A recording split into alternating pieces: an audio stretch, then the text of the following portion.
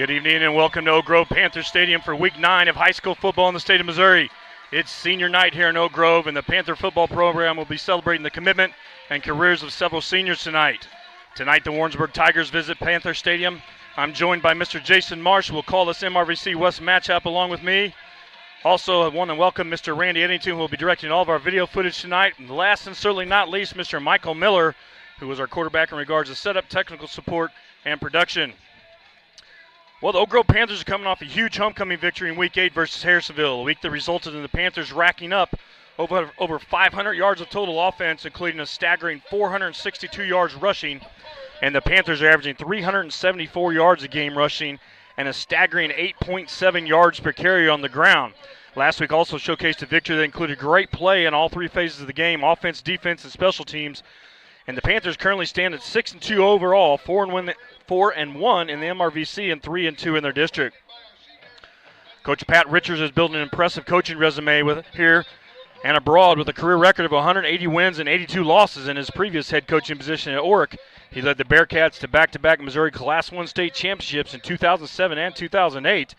Coach Richard is an impressive 82-57 in his 13th season at OGHS. Coach Richard also led the Panthers to the Class III state championship in 2014. The head coach for the Warrensburg Tigers is Chris Cavanaugh. Coach Cavanaugh is in his 17th year of coaching and his 7th at Warrensburg. He was previously the head coach at Crestridge High School for 9 seasons. Coach Cavanaugh was named the KMZU Class 4 Coach of the Year in 2019 after the Tigers Class 4 District 7 championship in 2018. There will definitely be some things that both of these teams will focus on tonight to try and make this a competitive ball game. Coach Marsh, talk to us a little bit about some of the keys of the game tonight. Okay, let's talk about some of the keys of the game for the Panthers will be, first of all, Panthers need to take care of the football, establish and finish long drives, stay ahead of the sticks, manageable down and distance, mix in some percentage passes, and 8 to 9 defenders from the stacking of the line of scrimmage. Defensive setup, you need to have effective tackling, group tackling, get lined up correctly every down in Warrensburg's multiple formations, minimize giving up the big plays, pursue the football, and finish plays. Special teams establish good field position and using the kicking game, both punt and kickoff. Stay in your lanes on your kickoff and punt, and fundamental pursuing of the football. Making every point count, PATs, field goals, and etc. You know what? Set the tone. Panthers need to set the tone like they did last week, Tracy. Absolutely. You know, if you go back through, your keys to the game here, it's really interesting that, last week I think it was critical that Oak Grove did a great job of staying ahead of the sticks compared to the week before, and it definitely showed. And I think it definitely changes your play calling, your strategy, and a lot of different things there. So I think definitely offensively when you talk about the keys, staying ahead of the sticks there. But I also think, you're going to see a big Warrensburg team tonight that is going to stack people in the box. And, what Oak Grove is going to have to do is not only mix up formations, but also get in a situation where they can throw the football a little bit and keep Warrensburg from putting 8 to 9 defenders within 5 yards of the ball, because when you get in that situation, you're simply outnumbered. As I was up here a little bit early before the broadcast, I was watching the Warrensburg Tigers warm up, and Coach, I counted 6 or 7 different formations. The only thing he showed was a couple dive plays here and there. But they're going to line up. They've got some athletes. They've got a quarterback that can throw the football around, so it should be a good ball game. Most definitely. And you know what? They probably got the size advantage when it comes to the line of scrimmage. But, size don't always matter. It's not about leverage and about technique and stuff like that. But also, you know what? I think the Panthers, they really had a good game plan last week. Of actually making adjustments throughout the ball game, Tracy. The thing I noticed last week, we were trying to run a little bit in between the tackles, and then all of a sudden, we started going a little bit outside the tackles, and that's really started breaking the game open for the Panthers. Absolutely, and we talked about that during the broadcast, that last week Harrisonville came to play, stopping the ball between the tackles, but as soon as they started that run that off-tackle play and getting some mixture in there, they really changed the game a little bit there. Talking a little bit about the Oak Grove Panthers offense here. So the Panthers this year averaging 40 points a game over 8 games, so scoring 323 points. And as I mentioned in pregame, averaging well over 350 yards rushing, had over 500 yards offense last week. Defensively, the Oak Grove Panthers have given up 191 points this year, so about a 24-point average on defense. The Tigers, on the other hand, 314 points scored this season, so about a 39-point average. So both these ball teams, Coach, have the ability to put some points on the board. And then defensively for the Tigers, 202 points allowed so far, so about a 25-point average. So if you look at that, both of these teams, both offensively and defensively, are within 1 point offensively and defensively. So it should be a pretty even game on paper. Should be a pretty even game on paper. You got to tell it's basically two different type of offenses. Oak Grove is going to go the bread and butter, and they're going to shove it down your throat with run a game. Sprinkle in a little bit of pass action, play action pass, a little bootleg action. These others have more like a pro set type team. I got a real good quarterback, a young man that I know that you know of and think highly of. What's his name? Kobe Westfall is a their junior quarterback. Yes, and junior quarterback. Yeah, Coach, he's got some skills, and the thing about it tonight is here's the key. Oak Grove has to be effective running the football, establish long drives, take time off the clock. The other thing they have to do, Coach, is once they do that, if they can manage those long drives, put the ball in the end zone, they've got to stop the big play potential of the visiting Tigers here tonight. Yes. I know the other thing, one of the focuses they had this week, the last 2 weeks, the first play of the game for the opposing team has been a big play. So they've been really working on trying to just settle down and being settled in on that first snap. So we'll see what their preps look like this week.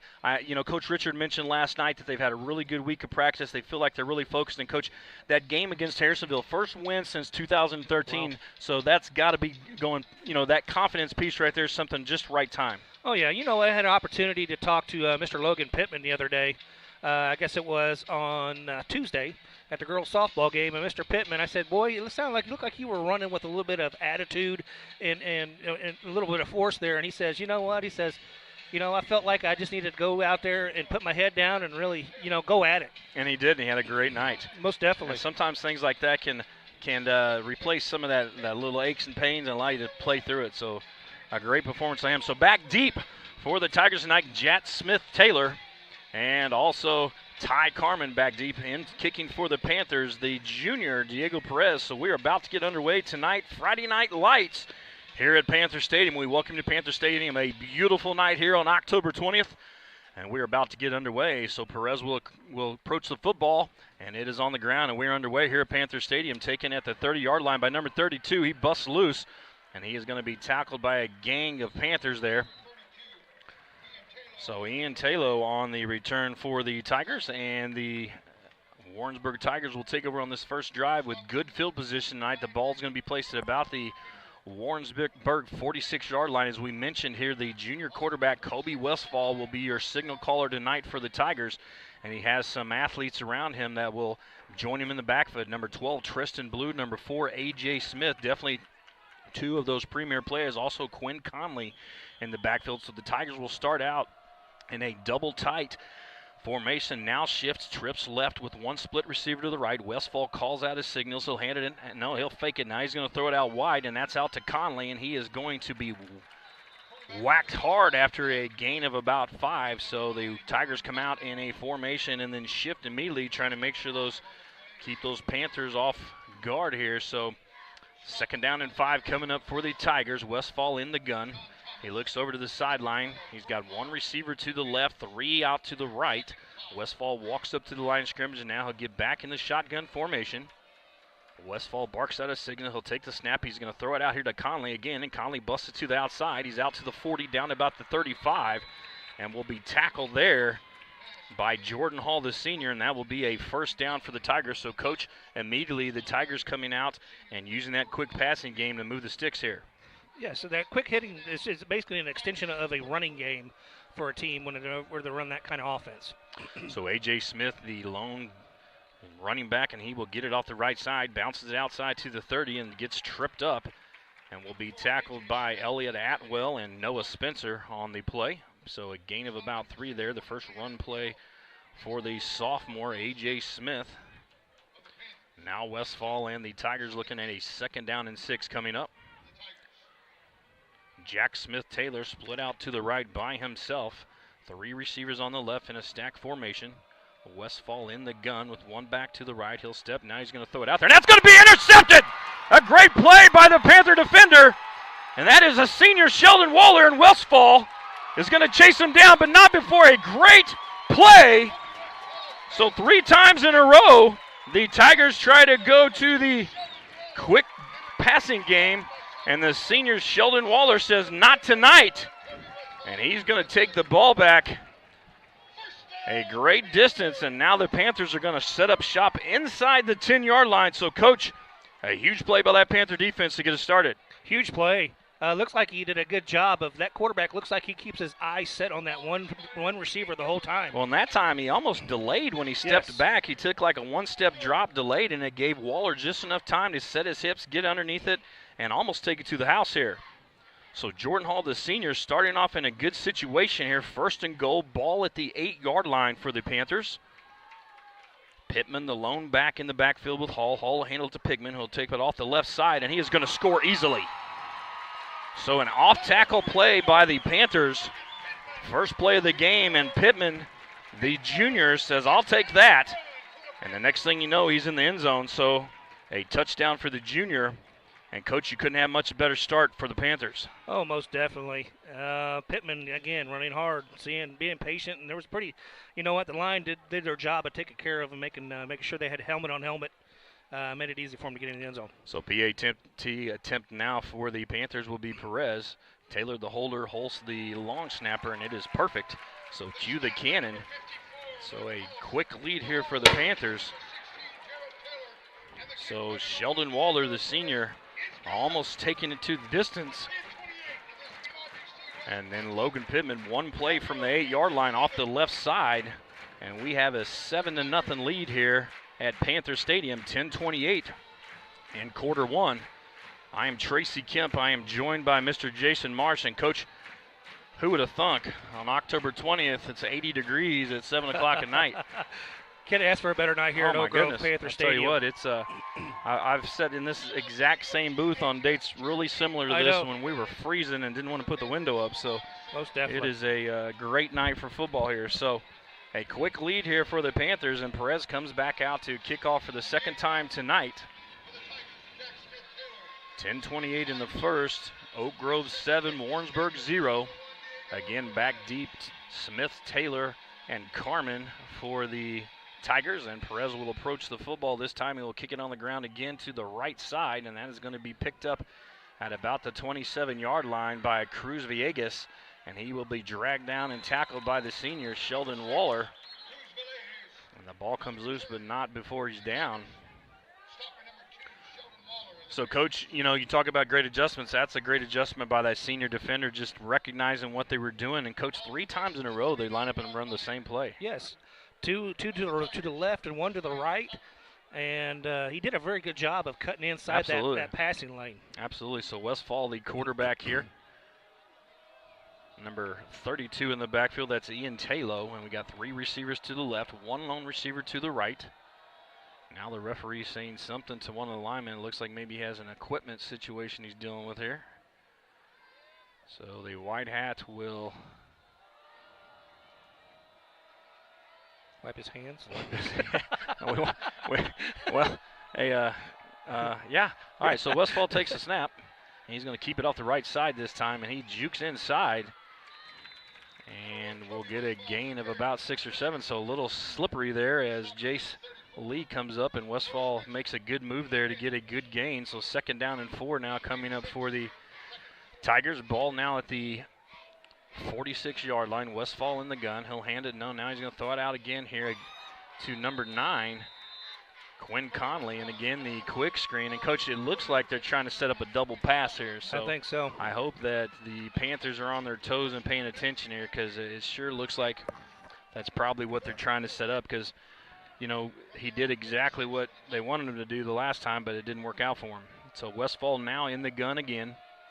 A.J. Smith, the lone back. 3 receivers to the right, 3 receivers to the left, and we'll have a penalty flag as the senior defensive lineman, Will Jennings, trying to get off the football earlier there. So great effort, but that will give the Warrensburg Tigers a 1st down. So the ball now will move to the Oak Grove 49-yard line. They just announced the 51-yard line here, so sorry for the chuckle. Three receivers to the left, one to the right. That's Westfall, right next to the 52. Junior quarterback. He takes a snap, two-step drop, looks. Now he's going to roll to his right, looks back, and now will roll to his left. And in pursuit is Weber, who tries to trip him up. Now Atwell pursuing him out of bounds, and Westfall looks like he has enough for a first down.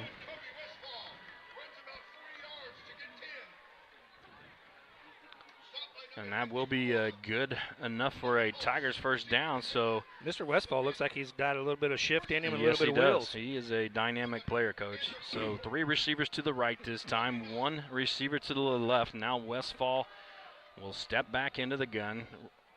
This time he'll hand it off inside, and that is to the sophomore running back, A.J. Smith. And the Panther defense does a good job of bottling Mr. Smith up on the left hash.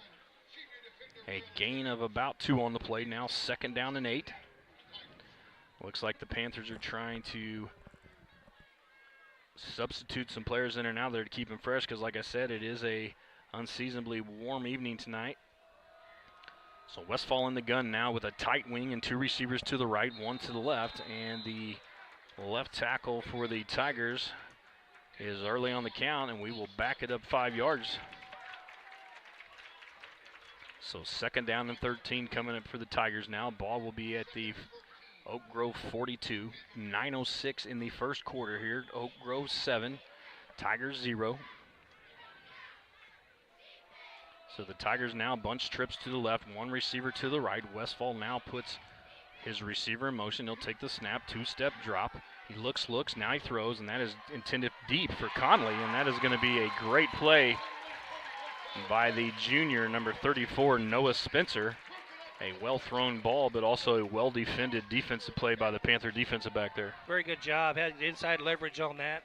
Did a great job of actually turning his head with ball in the air and making a good, clean deflection there. Absolutely. We always talk about those defensive backs keeping that leverage and using that sideline is always your friend, so you can help you out there. But a great job there by Noah Spencer getting in his break and recognize where the football is. So now an empty backfield for Westfall. I'd be aware of the quarterback draw here.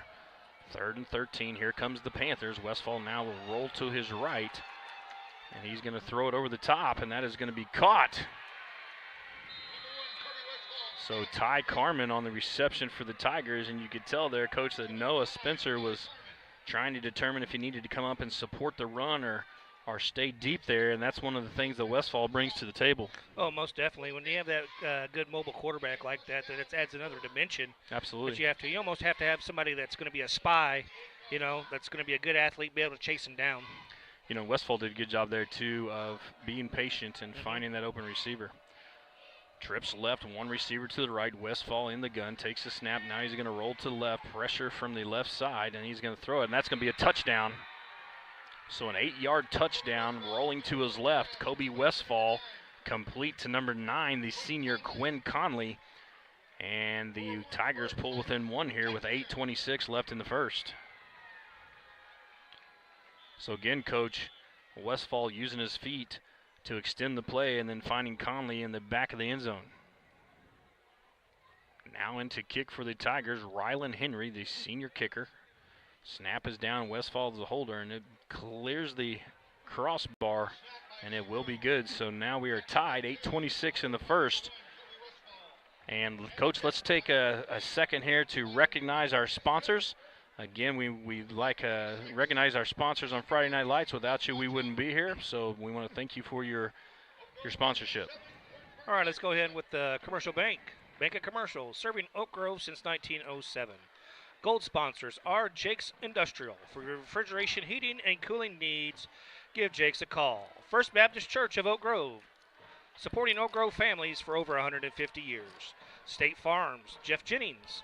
Jeff Jennings, your local State Farm agent, helping life go right for 20 years in Oak Grove. New Life Church, serving the families and community of Oak Grove. Oak Grove Chiropractic. Bird Automotive. Fitz Osborne Real Estate. Centerpoint Hospital. Service in Jackson County and surrounding counties, and silver sponsors are Karen Lux Realty Executives and Rach, the Realtor Group.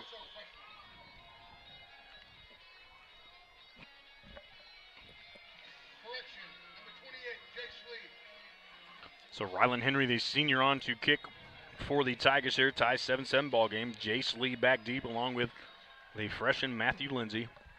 And this time it'll be a line drive kick that will be fielded at about the 10-yard line. That is Lee off his right side. Now he puts his hand on the hip of a blocker, and he will be tackled at about the 30. So now the Panthers, who had a one-play, 8-yard touchdown on their first series, now will go to work with the ball at about the 70-yard line. So, Coach, we'll see real fast if the Panther offensive line is able to establish that run game, and that's definitely going to be key to tonight. Most definitely. Hopefully, well, we got to see him for one play right already tonight. Let's see if they can keep that going. So Taylor and Spencer will be split out to the right.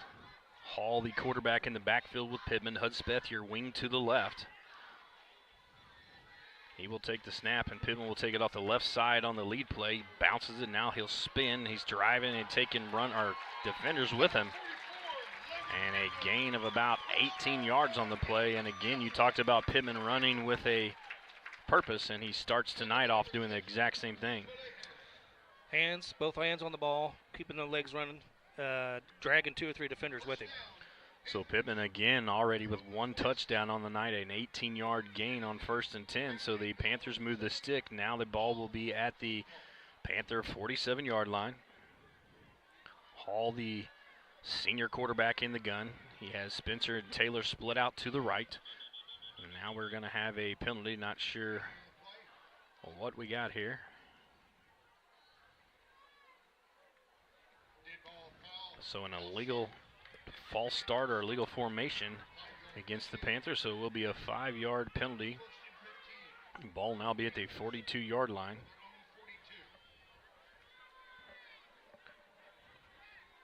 So the Panther in their all-black uniforms, orange numbers with the black and white piping, go to work here. So Spencer and Taylor split out to the right.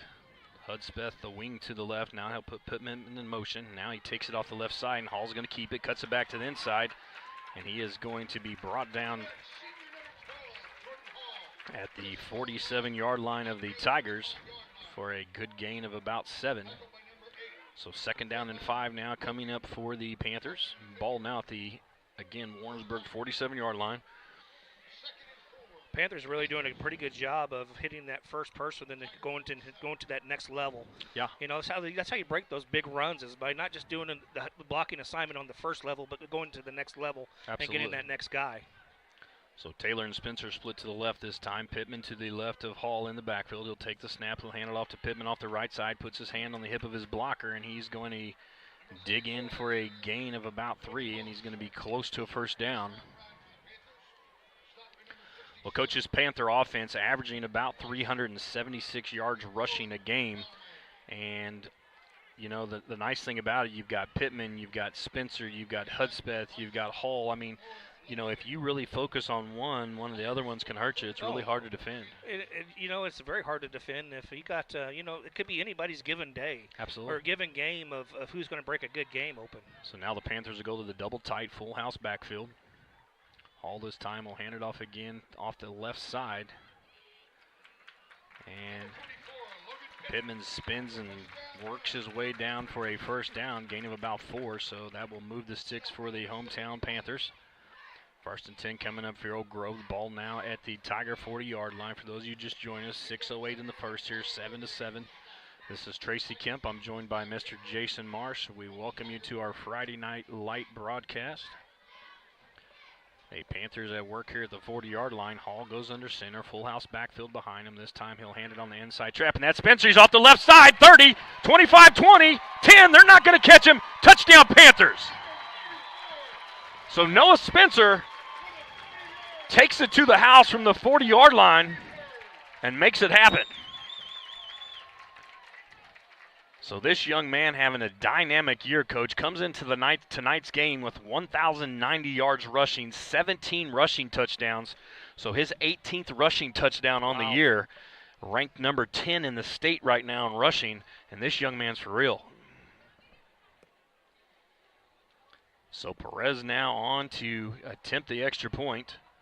Taylor the holder, Hulse the snap, and it is good. So 14-7 your score now as Noah Spencer takes the inside handoff and rumbles 40 yards for the Panther touchdown. So a great play by the junior running back. Coach, tell us about some of those upcoming activities. There's a lot of great things going on in Panther Nation right now. I know the softball team has a huge game coming up tomorrow, but give us a little information on some of that Panther Nation's. All right, sir.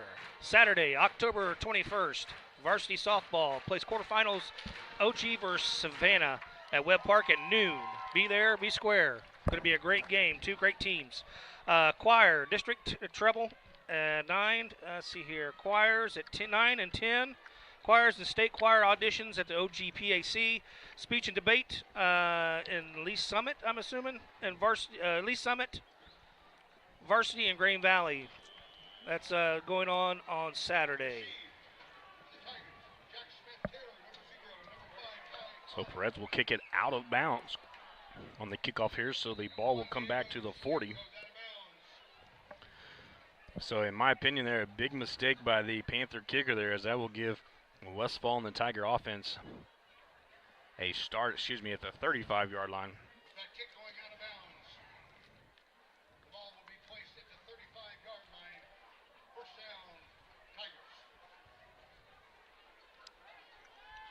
First and 10 now coming up for the Tigers. 3 receivers up and 1 to the right.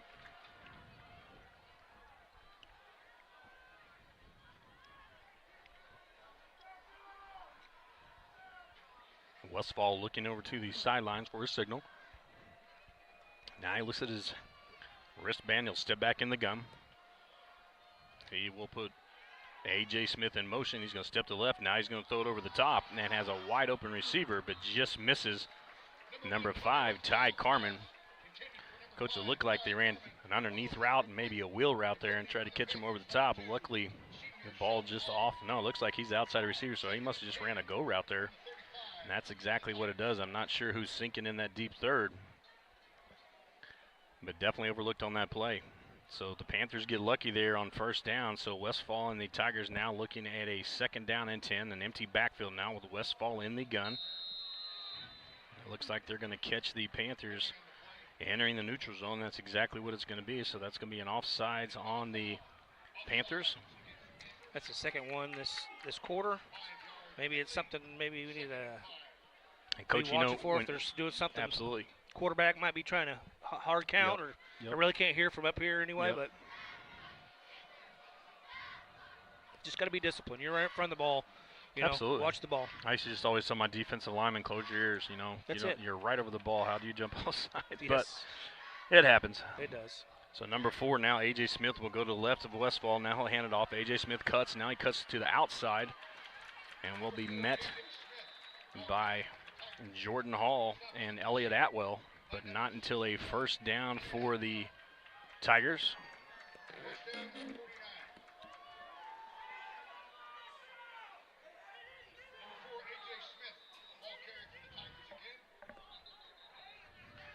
So now we get another penalty, not sure. I think the Panther was not off the field yet.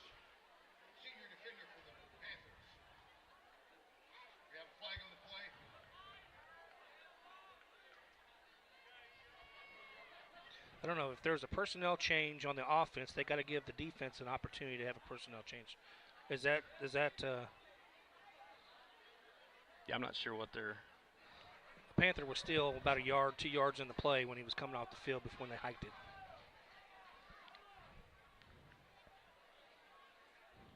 I think maybe they're discussing that. looking for an explanation for themselves.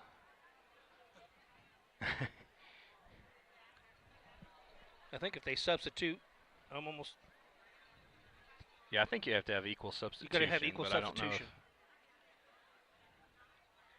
That's what they're going to call, though.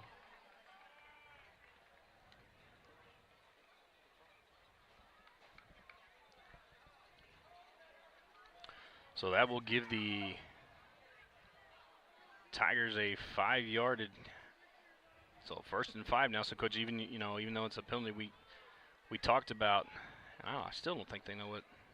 Penalty against the Panthers is a substitution infraction.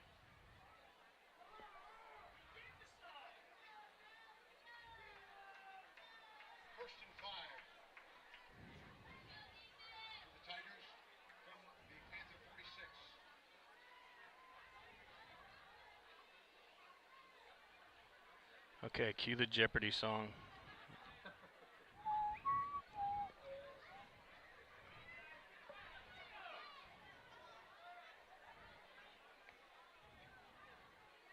So everybody get out to Webb Park tomorrow. A big softball game here at Webb Park as the girls have an opportunity to advance. So good luck to those girls. And if you're not able to get out there, Coach look up Wheeler on and Coach YouTube. Bigger, yeah. YouTube, Jimmy Schlichten and myself will be calling the softball game tomorrow for the first time. So we'll hear a little bada, swing bada. Swing All bada. right, well, there you go. Hopefully there's no mascots. So I think we have this sorted out yet. We're still not real sure what happened, but it's a first down for the Tigers nonetheless. The call from New York said go ahead and move it forward. So first,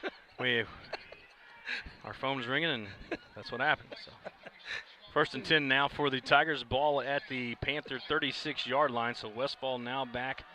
Now they'll break the huddle and break out 3 receivers to the right, 1 to the left. Now he's going to put that's Taylor Smith in motion. He cuts it back inside. Now he goes back to the inside, and we've got a penalty on the play.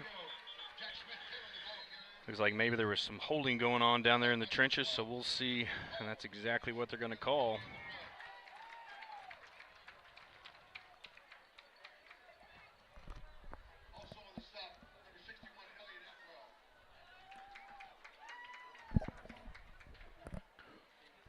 So back and forth we go over the last 2 plays here with the penalties for the Panthers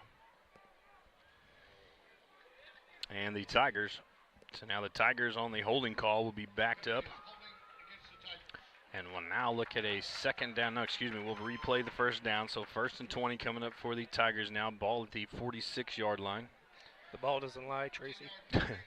4:50 in the first quarter here. Oak Grove 14, Tigers 7. Westfall, the quarterback for the Tigers. Now they are going to sub, and that used to be a legal substitution, but we'll see. So now Westfall in the empty backfield. 2 receivers to his right, 3 to the left. Takes the snap, looks to the left. Now he'll roll to his right, pursued by the defensive line of the Panthers, and he keeps going, and he's going to score. So an easy touchdown run for Westfall. It almost looked like those defenders looked like he thought he was going out of bounds, yes. Coach. That's what it looked like. Kind of just I was just watch sitting the here. replay here. Oh, no.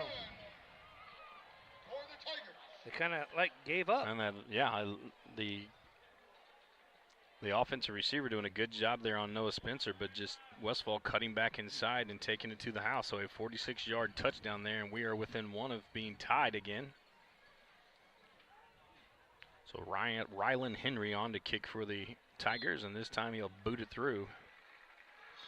So we are tied now 14-14. I was just sitting here thinking, on a quarterback like this, you can't get too crazy and just rush uphill as fast as you can to try to get to the quarterback. You got to have some discipline. Once you get past that, keep free, keep him in his pocket. That's where he's not going to hurt you, is in the pocket. Absolutely. He gets outside the pocket, he's going to make things happen. He's going to dink and dunk you or even run. So, just be a little bit more disciplined on the rush, I love it that we're getting past there, but there's probably a reason why you're getting through the line of scrimmage that fast, is because they're trying to bait you to get through there that fast. I know to set up a draw play or even a little screen pass. And that's something we used to do a lot with quarterbacks like that, is we would kind of bookend our defensive ends, just tell them to settle at the edge. Yeah. Try to keep them between our ends, and then we would have a linebacker that all they did they would spy that quarterback, and just to keep him in that pocket. And you're right, it does kind of change the game for a quarterback like Westfall. He wants to get out of the pocket. That's his game. That's right now. It showed. That's his game, that he wants to get out of the pocket to make something happen. Absolutely. So Henry on to kick. This time he will kick it high and deep, and the ball will be fielded at about the 3-yard line. And that is Jace Lee who will take it up the right side, and we got a penalty coming in, and it looks like it's probably going to be a hold on number 22, Bond, Zach Bond. I had to say it, folks. I wish this number was 7. 07. Well, so the Panthers now will take over the ball at the 23-yard line. I was talking to some folks before the game here, and we were talking about, predictions for tonight.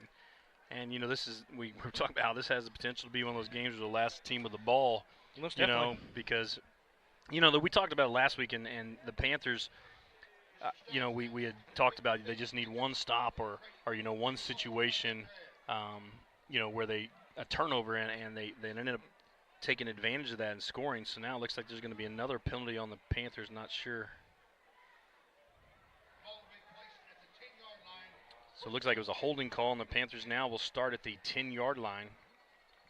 So Coach Richard breaks the huddle from the sideline there. And Jordan Hall, the senior quarterback, will take his troops out. They will start at the 10. So Hall this time, 2 receivers to the right. Now he'll move Pittman to the right side.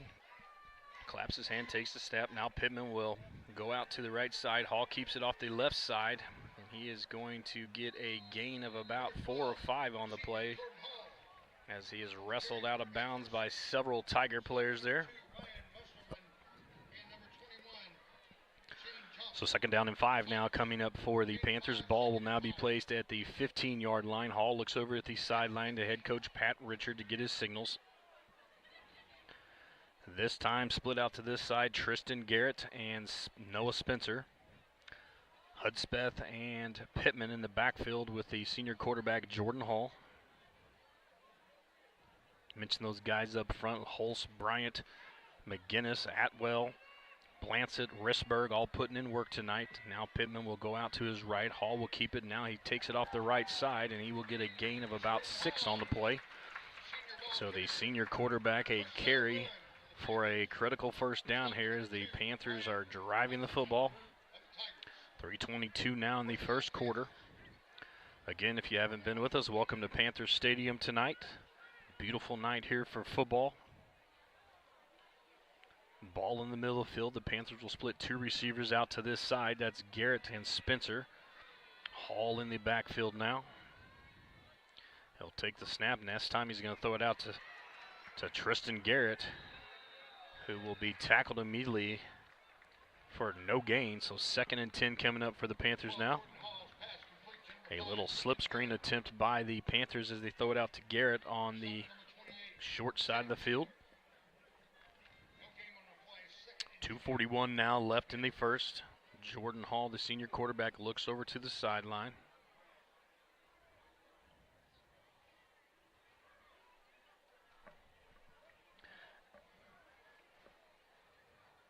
So 10 seconds now on the play clock. Hall in the gun. He'll put Spencer in motion. Now they hand it to Spencer off the right side on the jet. He cuts it back to the inside, and he is going to be tackled after a gain of about 3 on the play. 3rd down and 7 now for the Panthers. Ball back at the 25 now.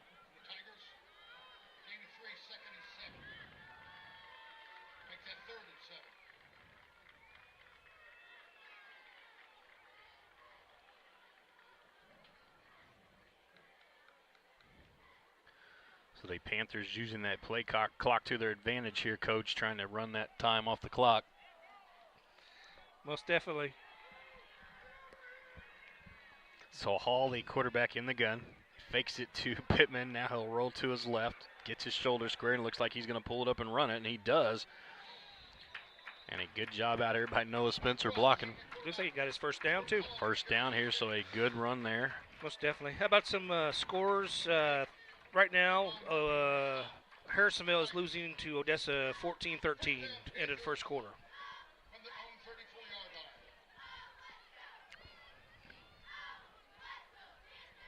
So Taylor and Spencer split to the left.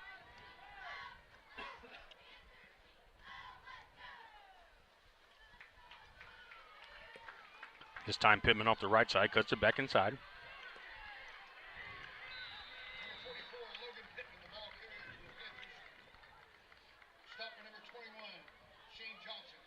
Johnson on the stop for the Tigers, so a gain of 2 on the play now. The Panthers looking at 2nd and 8 from their own 36-yard line. So Grant McGinnis, Blancett, Warrensburg, Elliott Atwell all out there putting in work on that offensive line. Also the senior Will Jennings along with Hudspeth. Another score update, Pleasant Hills leading Summit Christian Academy 14-7. So now Hall, 3 receivers to the left, puts Pittman in motion. Pittman gets it out on the left side, and he delivers a blow at the 40-yard line as the Tiger defender comes up and tries to make a stop. And ever since Pittman has been back in this lineup, Coach, he is leaving no doubt that he is fit to play. He is a man on the mission. I talked to the young man, like I said the other day, and boy, that's what he wants to do. So 3rd and 2 now coming up for the Panthers. Ball at the 42-yard line. 18 seconds left here in the first quarter. 10 seconds on the play clock. The Panthers will come to the line of scrimmage. Double tight, full house backfield for Hall. He'll step and he'll give it off the right side to Pittman, and he will be spin down for a gain of about 3 to get the first down. So a good effort there by Pittman, the junior running back.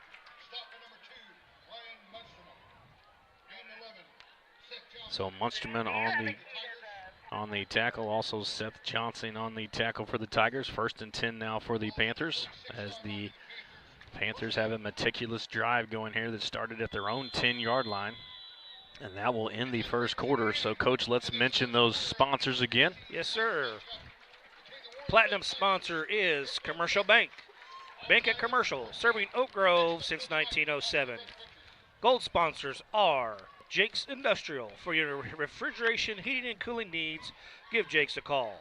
First Baptist Church of Oak Grove, supporting Oak Grove families for over 150 years. State Farm, Jeff Jennings. Jeff Jennings, your local State Farm agent, helping life go right for over 20 years in Oak Grove.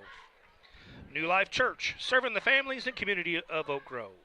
Oak Grove Chiropractic, Bird Automotive, Fitz Osborne Real Estate, and Centerpoint Hospital, servicing Jackson County and surrounding counties. And the silver sponsors are Karen Lux Realty Executives and Rach, their realtor group. So thank you to all of the sponsors that make Friday Night Lights possible. I know we love it, and we hope that you love it too. We really enjoy celebrating this Panther football team and these MRVC West matchups, as we always have a good ball game here on Friday night. So thank you for joining us. Tell you what, Tracy, this first quarter has been a action-packed first quarter. Some big plays by both teams. Yeah. With Spencer's long run, Pittman's hard running. Absolutely. And then Westfall had a couple long plays there, yes, and extended the play with his feet. And you're right, you couldn't talk about 2 different types of offenses anymore, but it's effective. So now the Panthers in the full house backfield off the right side. They'll give it to Pittman. Cuts it out to the right side to the 50. Now he cuts it back inside 40, 35.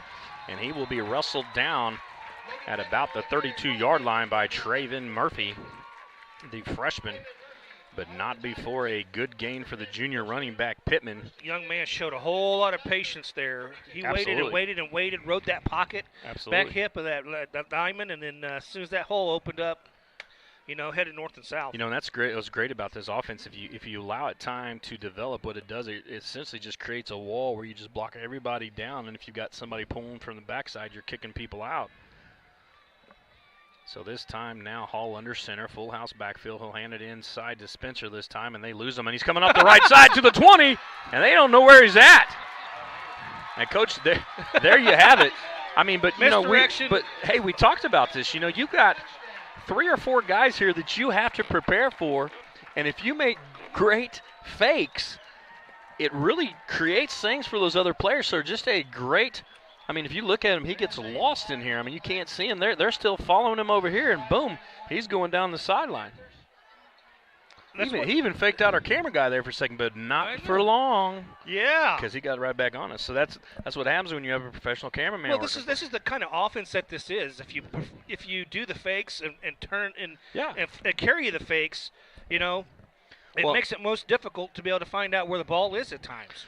Well, Coach, I'll never forget when I was coaching Hannibal, we ran the veer option, and we had this back, and he was so good and so dynamic. But if he wasn't getting the ball, you could tell, because he wouldn't run good fakes. And when he became a great running back is when he started doing that part of the game, because, man, it made the rest of the backfield so much more dynamic and so much harder for people to prepare for us that, it made the whole offense better. So a great job there by the Panthers backfield, the quarterback, just everybody involved. As you can see, that Noah Spencer pops it off the right side. So now a 32-yard and I believe a 46-yard touchdown run for Noah Spencer. Young man has over 100 yards already for this evening. So Diego Perez kicks it through for his the 21st point of the night. So again, we just talked about it back and forth here, 11-20, 21-14. 11-20 in the first half left here. And Coach Noah Spencer, his 19th rushing touchdown of the year. Wow. And like I said, came into tonight with right at 1,100 yards rushing, 10th in the state, according to the stat line that I saw. So this young man having a breakout year here for the Panthers. Oh, Spencer, I think he's roughly got about 75 yards right now and 2 touchdowns. Well, you know, Coach, he's a lot like the kid, you know, the Reynolds kid we talked about last week from Harrisonville. You know, he kind of gets in behind those that line of scrimmage and those linemen, and you just can't see him. No. And next thing you know, boom! I mean, that whole defense was. There was nobody within maybe 20 yards of the young young man. man. Have him stand there almost. Yeah, I would. The old Fumblerooski. The old Fumblerooski or the Fumble, what is that, the Little Giants, the Fumblerooski. annexation of Puerto Rico. That's right. The old annexation of Puerto Rico. Rad Tad. That's right. The ice box. The ice box. That's box? Right, Becky. The ice box. All right, so Diego Perez now. We're losing it, guys. I know. Okay, so Perez now will kick it deep, and that will be fielded at about the 5. Lost the ball. And that's Smith Taylor, so he will take it off and be tackled, knocked out of bounds at about the, we'll call it the 24, 25-yard line as soon as he gives us a spot here. The cannon's extra smoky tonight. It's kind of cool looking, though, as it rolls across there, you know. I lost the ball in the fog. the fog. Now, see what kind of adjustments this team here can make here in the second quarter. Yes. With their rushing, you know, keep it containment. I mean, that's what it's all about with a team like this. Keep it containment, you know, eliminate the big play, make them march down with 10, 13, 14 plays. Well, and make them run drive. the ball because Yes. I don't think they can run the ball that well. I really don't. No. Well, this time now Westfall keeps it off the left side. That's their run game, though. Absolutely. That's the best part of their running game is their quarterback. Yes.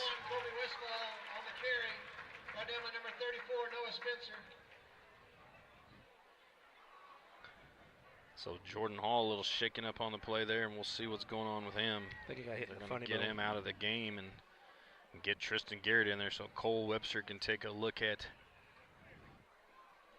Mr. Hall. Looks like he came downhill and made a pretty good pop there.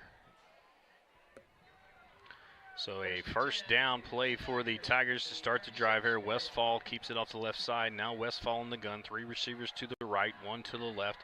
A.J. Smith, the running back, and now that's going to be thrown over the top to Conley, and it is caught between 2 defenders, and that is Blancett and Waller defending on the play, but not before Westfall completes it to Conley for a first down.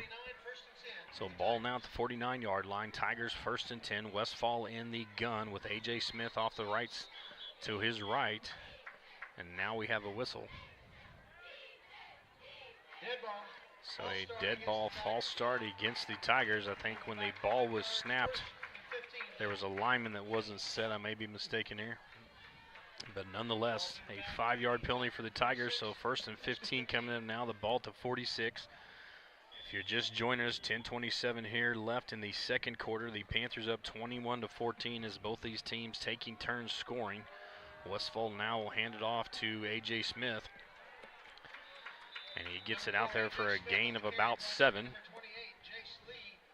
I would almost make Mr. Smith be the one to try to hurt you. They definitely, you know, as you talk about adjustments, so the Tigers will go quick this time and hand it off to A.J. Smith again. But, Coach, you got to think one of the adjustments that the Panthers has to make at halftime is some way of boxing in Mr. Westfall, keeping him in that pocket. And I think you've got to find somebody that can match his athletic ability to do that. So 3 receivers to the right from Mr. Westfall this time, 1 to the left. 2 to the left, empty backfield. Takes the snap, 2-step drop, looks to his right. Now he's going to throw it out wide. And that's going to be intercepted. Intercepted at the 40. Now he's at the 40, 30, 20, and that's Tristan Garrett. He's going to cut it back to the inside, and he is going to make it to the house. A pick 6. Second one of the evening. A pick 6. Should have been. by the 11th grade junior, Tristan Garrett, and a 56-yard pick-six touchdown for that Panther defense. So, Coach, we were just talking about it. An opportunity for a turnover, opportunity for a mistake, and the Panthers capitalized. So, like you said, 2 times tonight. He's locked in on one receiver.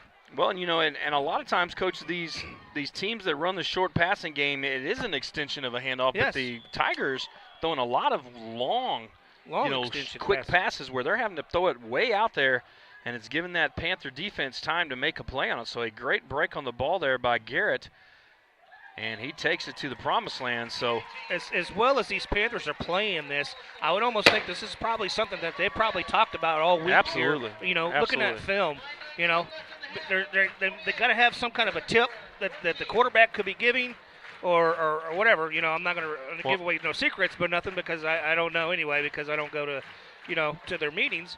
But the way that these corners are playing and these backs are playing, I mean, they almost have one eye in the backfield and one on the receiver at all times. Well, in that time, Tristan Garrett just kind of squatted his hips and just set, Coach, and just waited. So they're definitely, it looks like they were running a zone. He had squatted there and just made a great play on the ball, Coach, and an even better job just getting it into the end zone there. Yes. Great job of cutting it back. Yeah, recognizes his blocker, cuts it back to the inside, and then even though they tried to trip him up there at the end, high steps it like Dion into the end zone, and we're up by 2 scores. Oh, yes. So a huge MRVC West matchup here tonight. So Perez now in to kick off. Back deep, Taylor Smith and Carmen for the Tigers. You say Taylor Swift? All the pink out here today. Kelsey is not here. Kelsey is not here. Oh, so this time Carmen will fumble it, and he'll just drop on it there at the 12-yard line.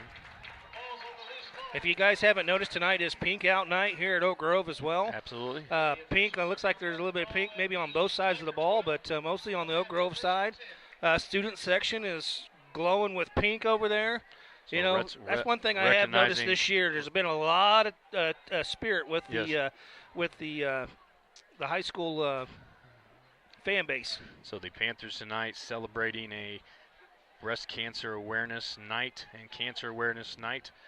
And there will be a presentation, I believe, at halftime, but definitely tonight is our pink out game, and we appreciate everybody participating in that. So Westfall now standing in the backfield by himself, and he will take it on the quarterback trap up the right side, and then will be met in the hole by number 77, Will Jennings. Looked like they did a good job there of just staying put. It almost looked like just a delayed trap, quarterback trap there, and Jennings does a good job of just settling at the hills and waiting and makes a good play there. So now Westfall with the 4 receivers to the right, 1 to the left. Westfall again, long extended play there to Conley out to the right side. And he will be met initially by Sheldon Waller. And that will be good for a first down for the Panthers. Coach, this Westfall kid, I really like how he takes care of business. He extends the play. He makes a mistake, he comes back out, he still has confidence, does a good job of running this offense. Well, you got a good quarterback whenever you're looking downfield as you're scrambling, knowing where you're at on the field at all times, making sure you're not going over the line of scrimmage. But looking, great quarterbacks, they have that sense of where they're at on the field to make a good pass, make a good play. So I know Kobe's dad was a offensive coach at the University of Central Missouri prior to this year, so deciding to come to the high school ranks and coach his son here. So now he will hand it off to A.J. Smith, who will take it off the right side, and now cuts it back to the middle. And we'll get a gain of about 6 on the play, so that will move these sticks for the Tigers. I know you said earlier, but it's a beautiful night here at Oak Grove, people. If you're not out here, it is unbelievable. You're seeing what's on the field here. It's just a beautiful night. So 3 receivers to the right, 1 split to the left. Westfall takes the snap, and he's going to hand it off inside, and that is A.J. Smith, who will get a gain of about 8 on the play. Ball out to the 41-yard line now. For the Panthers, ball at the 41, 2nd and 2. So Westfall looks over to the sideline for his signals. Now the Tigers moving their personnel around. 2 receivers to the right, 2 receivers to the left. Westfall in the gun with A.J. Smith in the backfield. This time he's going to fake the jet. Now he keeps it himself, and he'll take it off the left side. And that is going to be a fast face mask. Number 1, Kobe Westfall with quarterback keeper 34, Noah Spencer with the stop. That is going to be a face mask on the Panthers, it appears. Looks to be 2 flags on the play. As Keenan Brady reached out there and tried to make the play on an accidental face mask. So now the referees will mark off 15 yards in addition to that gain on the play. So Westfall again faking the jet to Tristan Blue and then takes it himself off the left side for a nice 12-yard gain. And now we will tack on the 15-yard penalty for the face mask. And the Tigers find themselves in business now with the ball at the Oak Grove 31-yard line. That's one thing I'm seeing way too many of is penalties on the Oak Grove side tonight. That's something they didn't have a whole lot of last week. They played a real clean game last week. Absolutely. So doubles formation. Westfall takes 2-step, drops. Now he looks over the middle, and he's going to deliver that to the middle of the football field. And that is going to be caught by Tristan Blue, the junior, and a nice pass over the top by Kobe Westfall. Not sure what happened in the Panther defensive backfield there, but the junior receiver Blue splits 2 receivers and catches the ball and is finally tackled at about the 2-yard line. And now the Tigers have the ball at the 1-yard line, 1st and goal. 2 receivers to the right. Now Westfall in the gun. A.J. Smith, a single back. He'll take it off the left side. And Westfall keeps it, and he will go with the right side. And, Coach, the Panthers have to find an answer to this Westfall rushing game. Oh, most definitely. And the thing that I'm seeing is, the RPO game is pretty good with this, with this Warrensburg Tigers team, especially when you got a dynamic quarterback like that can pull it out at any time and just take it to the house. Well, Coach, and it looks like he does a really good job of reading that because that time they all crash right down on that back and he pulls it. So I really, I think he's doing a good job of reading it. And so that time it looks like Noah Spencer, and he does. Noah Spencer gets through the defense and uses his speed there and will block the extra point. So the PAT no good. So what could prove to be a huge play later in the game, Coach. The Panthers up now 28-20. 6:23 left in the second. So, Coach, you've been following, I know, the softball team. So an exciting time here in Oak Grove tomorrow, obviously, as our girls will play in the playoffs. So what can you tell us about that tomorrow? Girls have been playing really well. They're hitting the ball really well. They're starting to hit their stride at a good time of the year. When you're starting to hit, this is the best time of the year to really start to hit. They've had a real good season overall. I mean, they've really done a good job defensively. You got, 5 seniors on the team? I think there is 5 seniors. Very senior-driven team, good leadership. But you also got some freshmen that are out there, and they're competing. And you got a good mixture. Good. Juniors, seniors, and freshmen. It's got a good mixture. And, Wheeler's done a real good job this year with the Lady Panthers. And, if you're not doing nothing tomorrow, come out and visit, man. It's going to be there's going to be a lot of people out there tomorrow. I guarantee you that. So Henry on to kick off, and he's going to onside kick it, and the Panthers are going to be caught off guard, and he's going to get it. A great onside kick as the Panther front line went running out of there, and I can guarantee you that is also something that the Tigers have scouted because, most definitely. Coach, you couldn't have executed that much better. Did a real good job to see here on the replay. He just basically ran with the ball, sat down there within the 10 yards, and let it come to him. That whole front line turned around and went back. So a huge shift of momentum here as the Tigers come out and catch the Panthers off guard and recover an onside kick, and now the Tigers find themselves back in business here. 6:22 left in the second, 28-20 Panthers, but the Tigers with a big special teams play there. And now they're back in business. 3 receivers to the left, to the right. Westfall with the 2-step drop. He looks. Now he runs. He's going to sprint out to the left side, being pursued by 3 defenders. And, Coach, this kid's just slippery. I mean, even as he gets out of bounds, he just makes it hard for kids to hit him. Very shifty.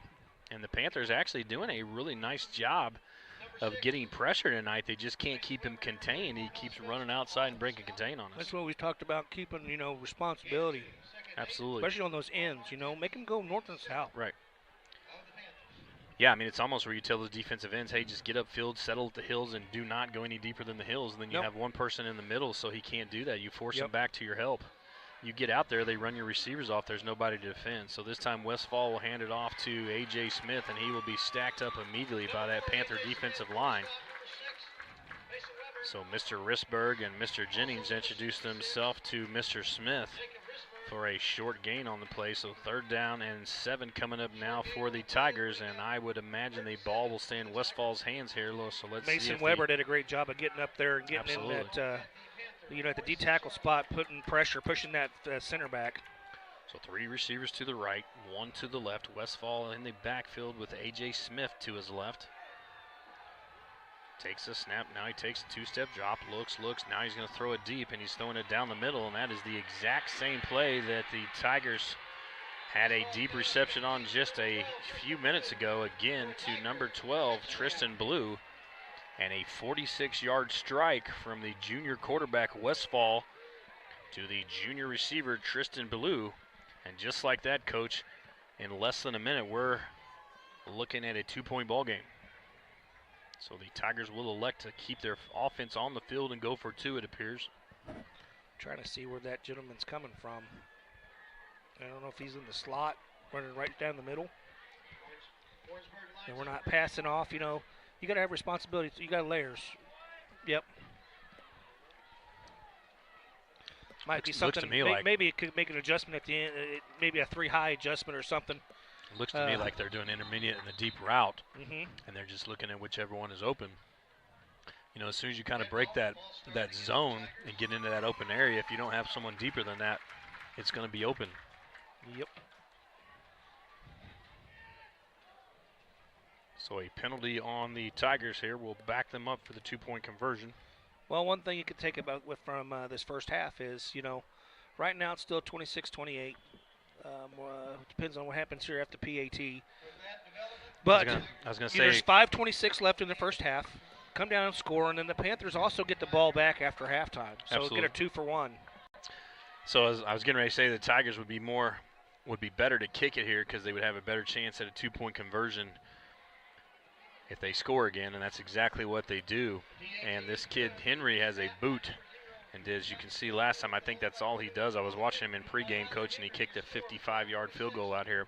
Oh, wow. And I think that's probably what he specializes in. As you can see with that onside was perfect. Well, now you got something you got to look for in the kicking game. So, Coach, you know what you want to do right here? You got your kids out there, and you're telling them, look, first of all, watch the onside.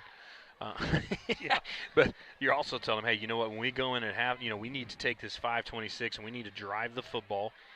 We need to try to take the time off the clock here, put another one in the end zone to put us up, and then like you said, you come back out the second half, you score, and you make it a two-possession ball game. Yes, two-possession game. I mean, it's, we see the Chiefs do that all the time. They come down in the end of the first half, score, and then they get the ball back at the second half. That's why you defer for this opportunity to be able to score and double up at the end. So the Tigers this time, last time out here, kicked an onside kick and recovered it. The kicker recovered it himself, and then 3-4 plays later, the Tigers are in the end zone to bring it within 1 here. So 5:26 left in the second, and Henry will kick it this time, and he will kick it a line drive off the ground, and Jace Lee will take it. Now he cuts it to the middle, off to the right side. Now he's out to the 35, 40, 45. Now he crosses the 50-yard line, cuts it back in, and will be knocked out of bounds at about the 40, 39-yard line. So a great return there for the Panthers, Coach. So great field position to set up shop here for the Panthers late in the second quarter. Looks like we've got an injured player on the field here for. We have an injury timeout on the So that is the junior running back linebacker Munsterman for the Tigers. Talk a little bit about some more activities going on here at Oak Grove. Sure. Monday, October 23rd, JV football at Warrensburg, 5:30. Esports versus Smash Solos. JV Rocket League versus Lee Summit North High School at 4 o'clock. Tuesday, October 24th, JV varsity soccer at home versus Warrensburg. Senior night there for the soccer team. Esports V Rocket League versus Grain Valley High School at 4. Wednesdays, varsity soccer at Knob Noster at 5 o'clock. Thursday, October 26th, Esports Middle School Smash Solos at 4. And Friday, October 27th, State Championship Softball Tournament semifinals. If the Panthers win, they'll be in the Final Four. And right now, they're in the Elite Eight for the softball. One more game, put them in the Final Four. It'll be played out at Killian Sports Complex at the Missouri State University. Yep. And hear a lot about those esports. So Mr. Miller, our esports coach, doing a great job with those kiddos. So I know they're excited about that. They're all waiting outside every day at the middle school, ready to roll. So good luck to them. And want to again thank Mr. Michael Miller and Randy Eddington.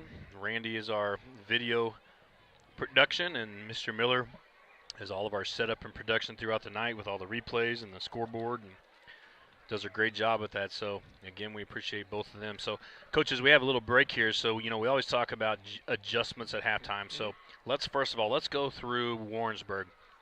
If you're the coaching staff and you're meeting outside the locker room going in at halftime, what are you talking about? On our offense, let's not change anything.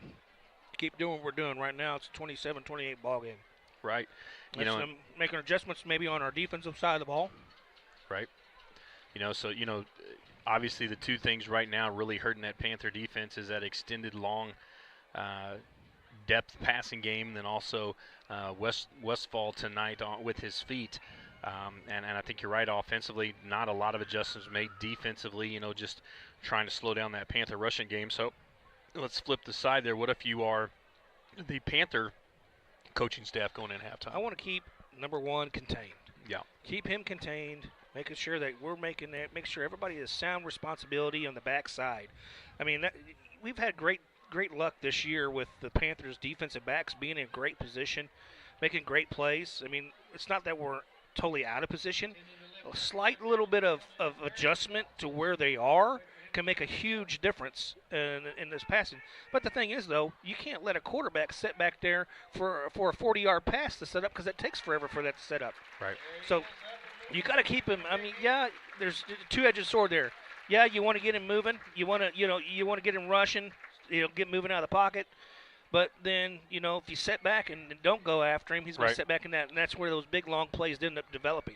Well, and he throws a nice deep ball, obviously, and I think, I was talking earlier about kind of some of the strategies we used to use with kiddos like that. But one of the other things that we used to do, is we used to tell them, okay, if we get him boxed in and he sits, we're rushing. Yes. We're going to blitz immediately. So it's kind of a read for that linebacker or whoever we had spying him that, hey, you know what, if he's rolling, you're going to try and keep him, in that lane. If not, we're going right at him. So You're right, and it definitely takes. But the other thing about it, coach, is it's hard to simulate a kid like Kobe Westfall on a scout team. Oh, you can watch all the film you want and say, well, here's the routes they run and here's the running game and blah blah blah. But until the ball's in his hands and he's running around, unless you just don't have somebody that can simulate that, and that makes it tough. Well, to me, I'd be kind of maybe put my best defender on Mr. Tristan Blue. Yeah. As far as D-back, I wouldn't matter what side he goes to. You have that person follow. So Noah Spencer off the left side breaks it. Now he's back. Running he hard. Will have a good gain there. Yes, a very hard run for the junior running back, Noah Spencer. So that time the Panthers in a little bit different look there. That time with two running backs in the backfield, one wing to the left, and a good gain for the junior Spencer. You don't want to score right away here. You got 5 minutes left in this quarter, in the first half. So 1st and 10 now for the Panthers. Full house backfield behind Hall. He'll take the snap. This time he'll hand it off to Pittman off the right side, and then he will bounce it back and fall forward for a gain of about 4 on first down. So the Warrensburg Tigers, with 4:40 left here in the second quarter, will take a timeout. There are 11 players on that defense in the box. Absolutely. I mean, we talked about that. 10 yard within yes. 8 yard. That we're watching the replay here in the booth, and there's 9 to 10 players within 5 yards of the ball. You do one of two things there. You either, We kind of talked about it last week, though. You know, if you can even them up and you can get in a double tight formation, and you can still continue to run to the second level. There's really nobody there to stop them after they get to the second level. That's how the big plays happen on the running game. And if you can't stop it, though, Coach, you've got to do one of two things. You've either got to manipulate him with your formations, or you got to be able to have an effective passing game. But, yep. You know. And that's why really this game, Coach, has played out exactly the way that Oak Grove has wanted. If you do think about it, we talked about some of the plays of the games that, you know, Oak Grove has done a good job of taking care of the football. They've had some long drives here. They've taken up some clock. I know the time of possession and the number of plays for Oak Grove compared to Warrensburg has to be staggering. You know. Maybe I get some of those stats here at halftime. Yep. But, yeah, most definitely. So the full house backfield again for the Panthers here. Hall will take the snap. This time he hands it off inside to Spencer. He bounces off a blocker, and now he will be tackled from behind. Brought down by number 59, Reed Kerfoot. And that is Reed Kerfoot on the tackle for the Tigers. So third down, and we'll call it 1.5 for the Panthers. Jordan Hall, the senior, looks over at the sideline. Now they will break the muddle. Line will sprint up to the line of scrimmage, and the full house backfield behind Hall. And this time he will hand it off to Pittman, who will pile off the right side, and he leans forward for a gain of about 4. So a first down run for the junior running back, Logan Pittman. Panthers are doing a great job of keeping that clock running. Absolutely. Moving the ball. I mean, you got 4 minutes to get 13 yards. And I tell you, it's another good thing. The Panthers have really done a good job tonight of using that play clock, Coach. I mean, almost every time that they're snapping the ball, they are getting that down within 10 seconds on most plays. That time they didn't, but now Spencer off the left side, and he's tackled from the backside. And, Coach, there's that backside you were just talking about, taking care of that backside, because there's been a couple times tonight there where Spencer, if that backside doesn't collapse that pursuit, he's gone. He's gone. That one there just had guy got him by the ankle. There was nobody else there after that guy, so that's a touchdown saving type tackle. Once he gets past there was one guy. Yep. That's it. Second down and 9 now. Hall hands it off the right side, and that is going to be the freshman Matthew Lindsay on the carry. So a gain of about 8 on the play, 7 or 8 on the play.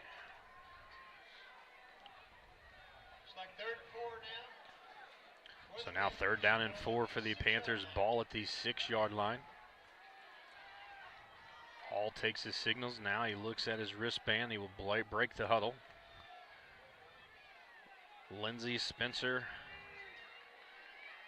in the backfield behind Hall along with Pittman. And this time Pittman gets on the counter off the right side. And that defensive line for the Tigers does a good job of sniffing that out. So a fourth down coming up now for the Panthers. So we will see what the Panthers will elect to do here on 4th and 3. The Panthers have a solid kicker in Diego Perez. So we'll see if Coach Pat Richard elects to kick it or go for it here. And the referee is walking to the sideline, not sure. Looks like maybe Coach Richard is going to let this time run down, take a timeout, and talk it over.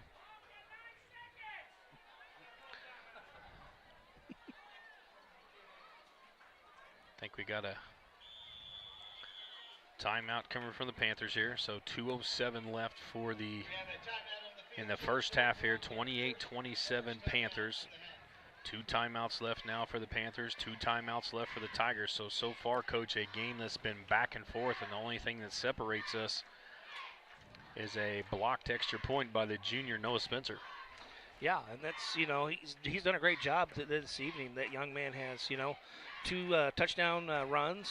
I would say he's probably got close to 100 yards. Yep. I would say for the ball game right now. But, you got Mr. Pittman's been running hard. Absolutely. One person that we haven't seen run the ball here in quite a while has been Mr. Hall. Jordan, yeah. So, I mean, nice there's thing always, about, though, you always have that in your back pocket. You have it in your back pocket, and that was what we talked about earlier. You never know who's going to get the ball or how it's going to happen. You find that opportune time where you think everybody's going to focus in on one person, then boom, you pull it and you go off the corner here. So the Panthers elect to go for it on 4th here. Landed off the right side to Lindsay, and he drives his feet, and he's in for the touchdown. Number 7. Touchdown, Panthers. 5-yard touchdown run for the freshman, Matthew Lindsay. Good And hard run. Coach Pat Richard rolls the dice and hits payday. Have a timeout on the field. So a timeout now for Oak Grove. First Oak Grove. So it looks to me like they probably called a timeout here, Coach, because they're going to go for 2. They want to make sure they have the right personnel on the field and they have the right play called here. Good hard run by the freshman, Mr. Lindsay. Yeah. You know, and Matthew Lindsay Carried quietly, two guys, quietly this year has just done a really good job. You know, you got a freshman that's playing on both sides of the ball and has had a lot of reps this year and just quietly has had a really nice season. So 2:02 left in the in the second now. 34-27 the score. The Panthers lead the visiting Tigers by 7. You say we're in the bottom of the fourth? Bottom of the fourth. 2 outs. So a 2-point conversion now coming up for the Panthers. With a line change.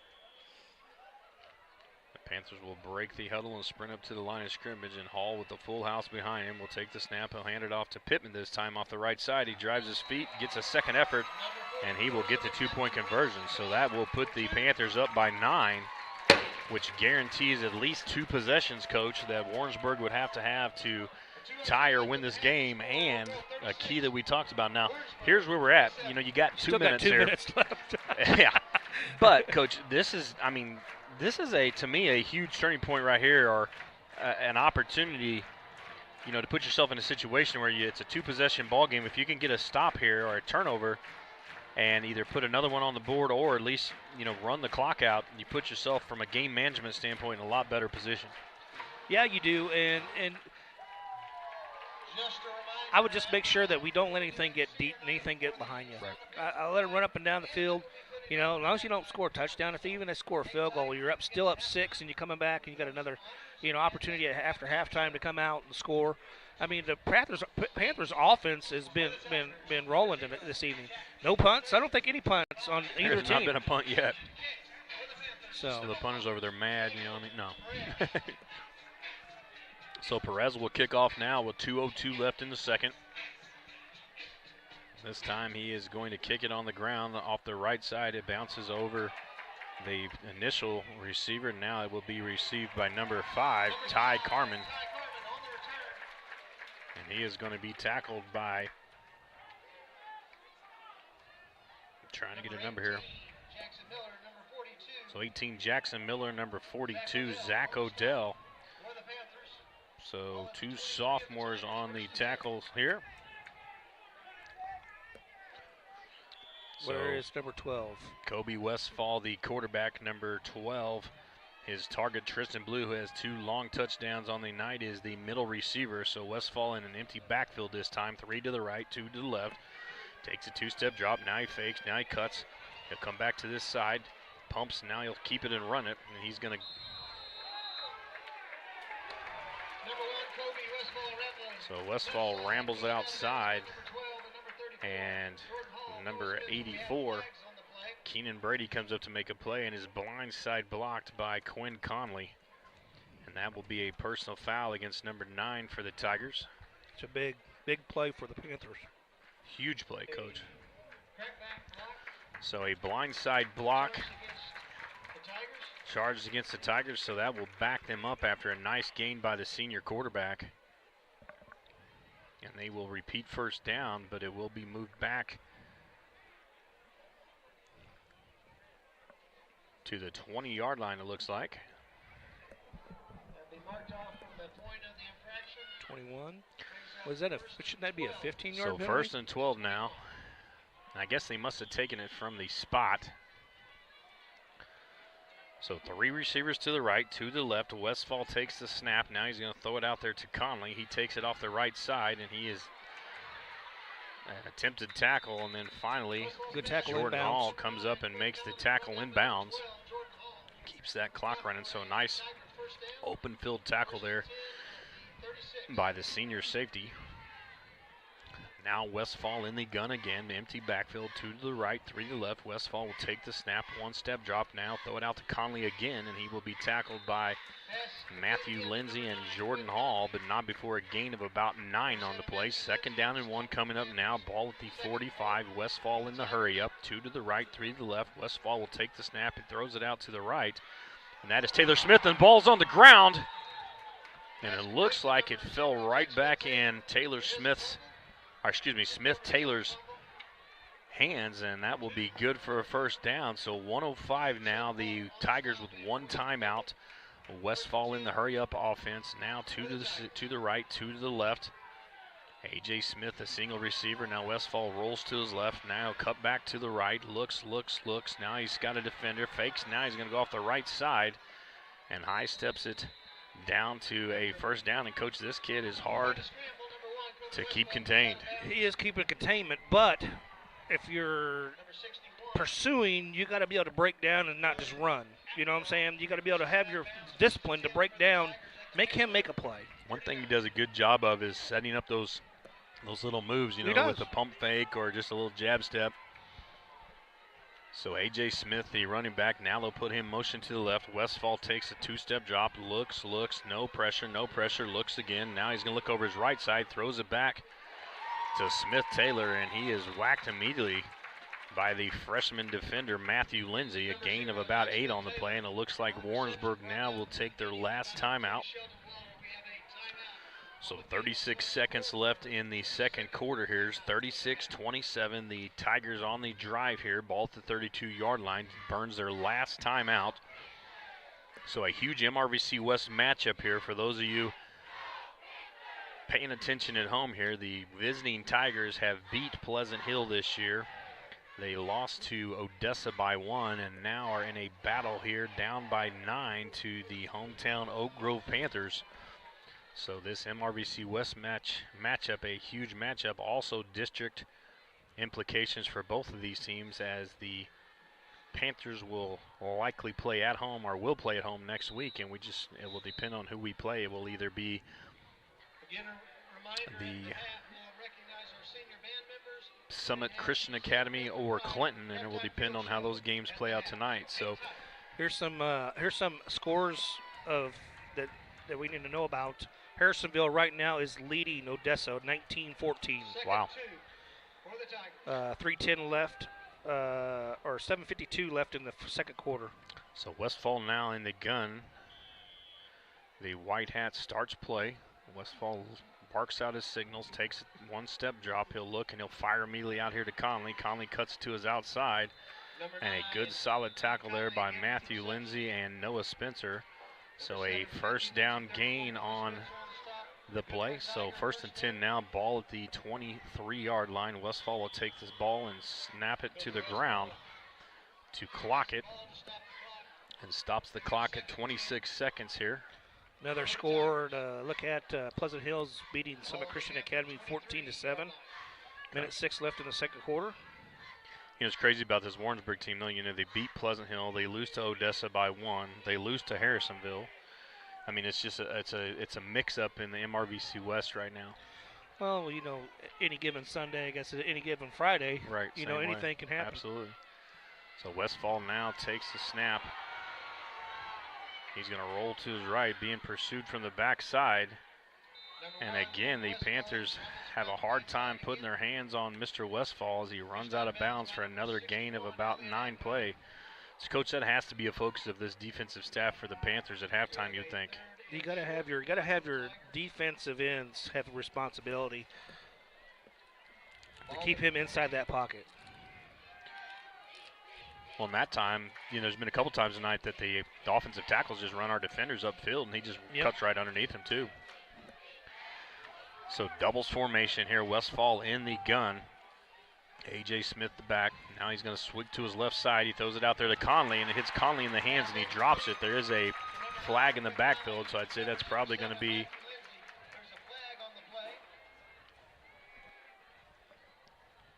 maybe a rough.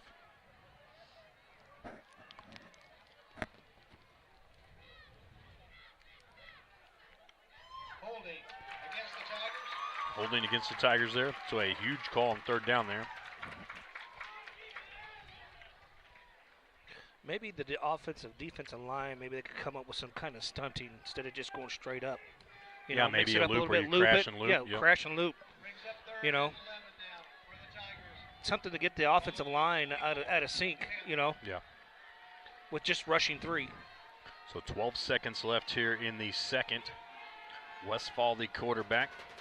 A.J. Smith, the lone running back in the backfield to the right.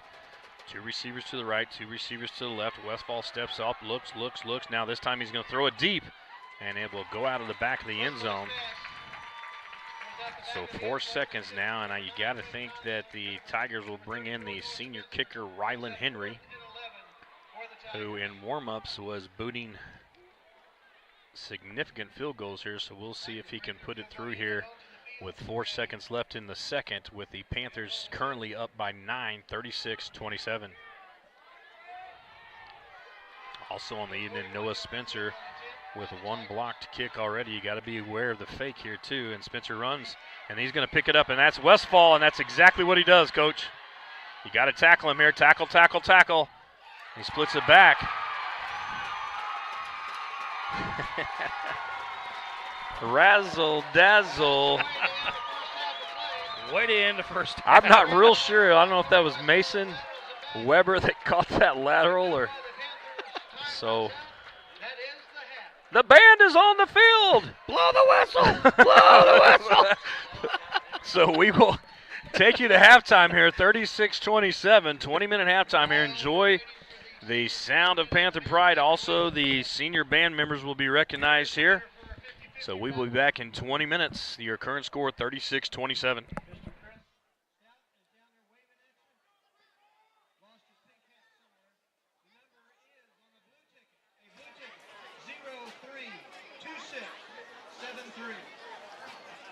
The winning ticket is 032673. A blue ticket. Go see Mr. Chris Stout at the bottom of the bleachers on the 50-yard line on the home side.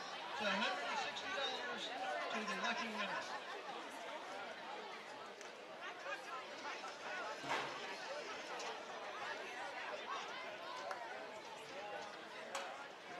Now let's meet our seniors from the Sound of Panther Pride marching band.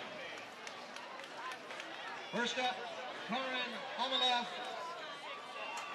being escorted tonight by Beverly and Carl Carlson.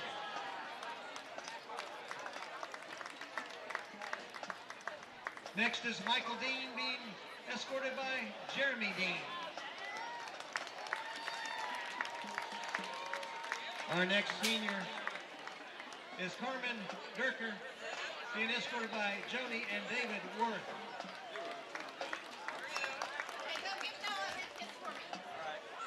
Next up is Megan Eccles, being escorted by Kimberly Thomas and Little Lucy Eccles.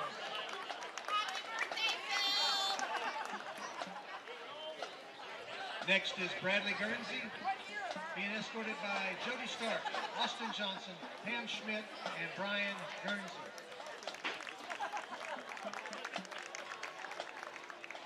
Our next senior is Brianna Hubbard, being escorted by Aaron and Chris Hubbard.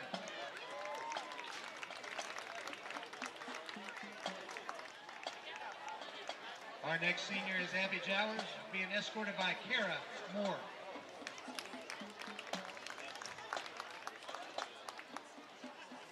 Next up is Keelan Kaczmarek, being escorted by Cheryl, Jeff, and Connor Kaczmarek.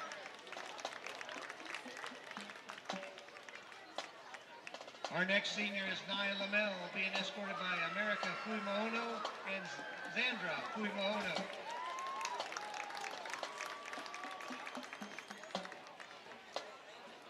Our next senior is Samantha McLaughlin, being escorted by Amanda Braswell and Sean McLaughlin.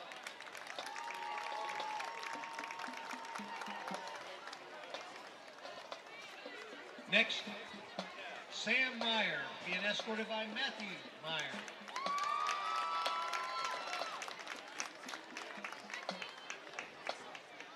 Next up is senior Carson Morris, being escorted by Rhonda Peel and Richard Morris.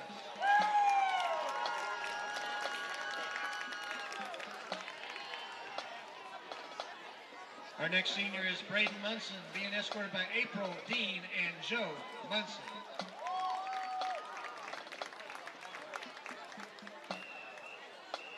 Next is Gracelyn Reisdorf, being escorted by Raina and Josh Reisdorf.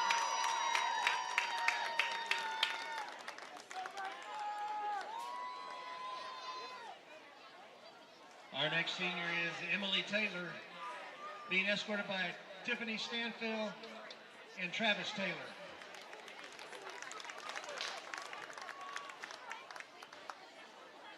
Next up is Adrian Trigg, being escorted by Pam and Michael Trigg.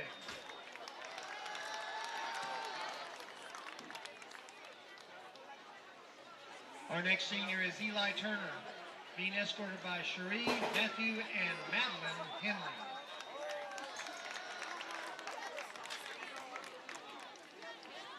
Our next senior is Miss Macy Vickers, being escorted by Jody and Ryan Vickers.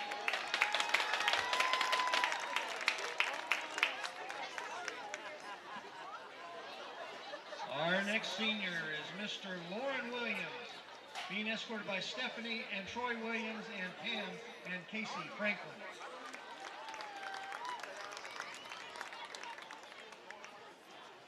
And our final senior for the night is Melodies Wintermeyer, being escorted by Christy Butterworth and Michelle and Stefan Wintermeyer. These are your 23-24 Sound the Panther Pride seniors. Give them a hand.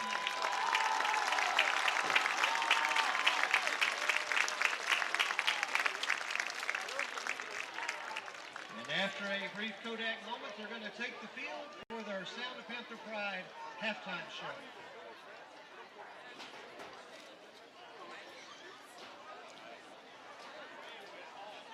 There they go. Give your seniors a big hand as they take the field. Ladies and gentlemen, please welcome to the field the 2023 Sound of Panther Pride Marching Band. The band wrapped up 4 consecutive weeks of competitions at Carrollton, Sedalia, Fayette, and Odessa. They amassed 20 different awards across those 4 competitions, making them the most awarded band since the 2019 season. They were unbeaten on parade and twice were named Grand Champion Band at Carrollton and at Odessa. Let's congratulate the 121 members of the Sound of Panther Pride.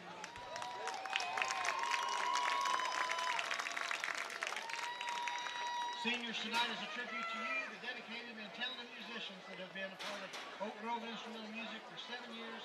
3 of those years have been affected by the pandemic. These seniors have accomplished so much already, and they have 3 more quarters to contribute. Let's meet our senior band members. We did that. Seniors, you have already led the band to glorious accomplishments both on the field and off, and we know that you will help guide those students out of the field, listening, watching, and waiting on your every move and your every note. Those juniors, sophomores, and freshmen will become your legacy, seniors. Thank you for your leadership, your musicianship, and your strength of character. From your directors, Mr. Long, Ms. Jenkins, Mrs. Manning, and Mrs. Snelly. Thank you. Now, drum majors, Gracelyn Reisdorf, Braden Munson, and Zoe Wilson. Is the band indeed ready for tonight's performance?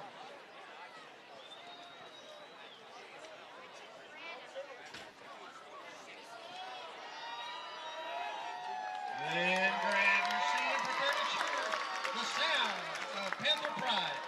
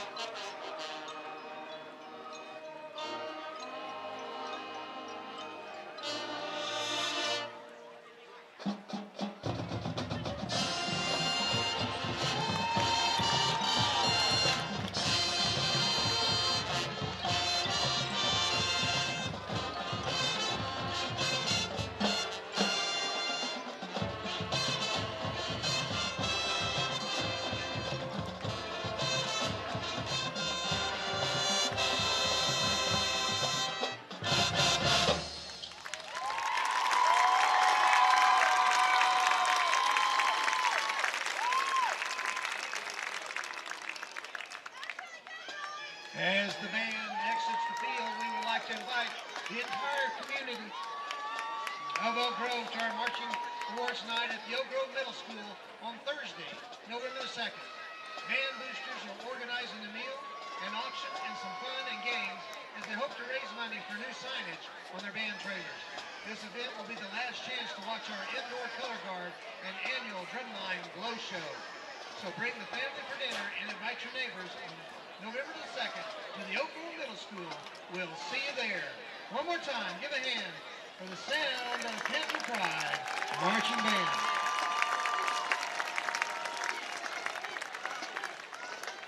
Here's some scores from around the area at the half. Clinton leads Centers 7-0.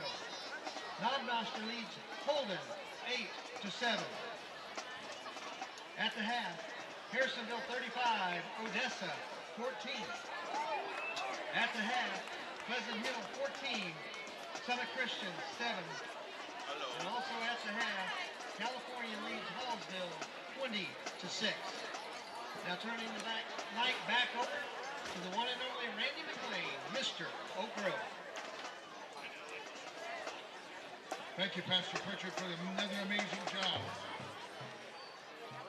As all of you are probably aware, October is Breast Cancer Awareness Month. Oak Grove School District joins in the support of so many families and friends that have been impacted by this disease. 1 in 8 U.S. women develop invasive breast cancer over the course of their lifetime. That's a staggering statistic.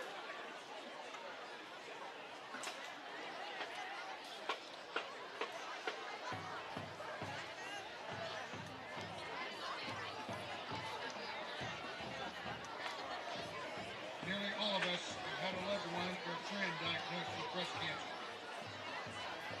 If you are currently undergoing treatment for breast cancer or a breast cancer survivor, we give our wholehearted support to you and thank you for your courage.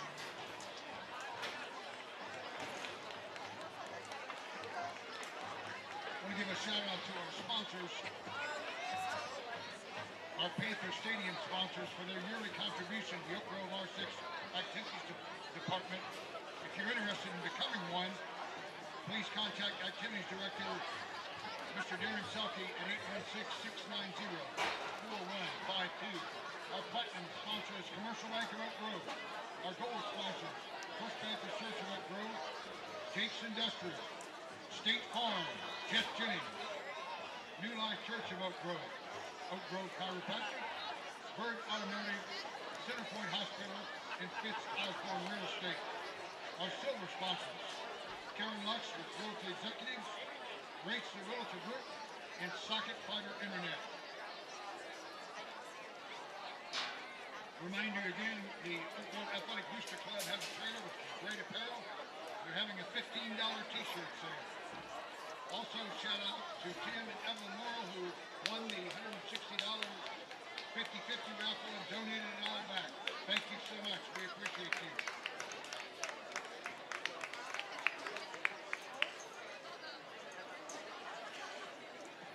Missouri is facing a critical need for officials like we've never seen before.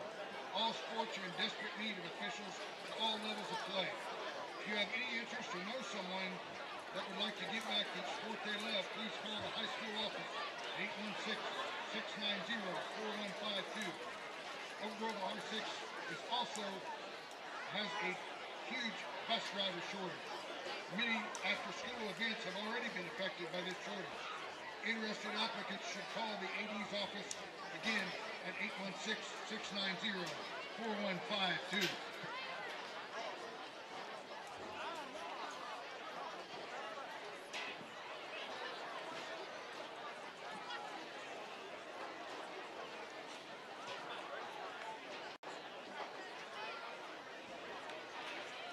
We invite you to check out the Oak Grove District website and follow OG Activities on Twitter for all kinds of activities. Tomorrow, Saturday, October 21st, our varsity softball team will be playing at home in the quarterfinals versus Savannah at Brent Park at noon. Congratulations to the girls on their district championship this past week. Our choir district treble and 9 and 10 choirs and state choir editions will be held at the Oak Grove Performing Arts Center. Speech and debate, the novice will be at Lee Summit, varsity will be at Green Valley. On Monday, our JV will play their last football game at Warrensburg at 5:30. Our esports varsity is Smash Solos and JV Rocket League versus Lee Summit North High School at 4 o'clock. That's all on Monday. On Tuesday, our JV varsity soccer will be at home versus Warrensburg at 5 o'clock. That will be senior night for our soccer team. Our esports varsity Rocket League versus Green Valley at 4 o'clock. Wednesday, our varsity soccer will be at Nognosser. That will be varsity only game, 5 o'clock. Thursday, esports middle school Smash Solos at 4 o'clock. On Friday is the state football championship tournament semifinals at Killian Softball Complex in Springfield. Class 3 plays at 11 a.m. and the third place game is at 3. Speech and debate, novice is at the Staley and varsity is North Kansas City. Football will be at home versus either Summit Christian or Clinton at 7 o'clock. State softball championship tournament championship for class 3 will be at 10 a.m. in Springfield. Our varsity cross country will be at their districts at Platte Ridge Park in Platte City at 9:30 a.m. In our speech and debate, the novice will be at Staley, varsity will be again at North Kansas City. Congratulations also to our girls volleyball team with a great season and finished second in the varsity district tournament last night here at Oak Grove.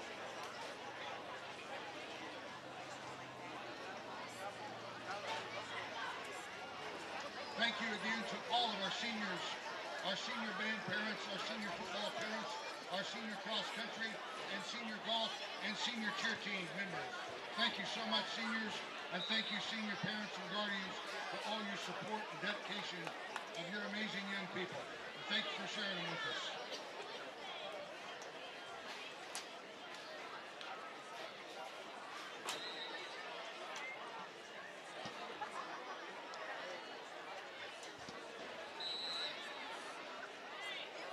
Shout out to our varsity cheer team, Lily Armstrong, Kara Driscoll, Avery Dyer, Aaliyah Garrett, Kelsey Fountain, Shelby Francis, Reese Hackler, Aiden Hummel, Izzy Mahern, Kim Patel, Grace Richard, Kizzy Snelling, Ali Soniker, Bailey Seckham, Kylie Titus, and Megan Wiggins. And our coaches, Megan Kipp and Paige Bradley, both OG grads. Thank you, ladies.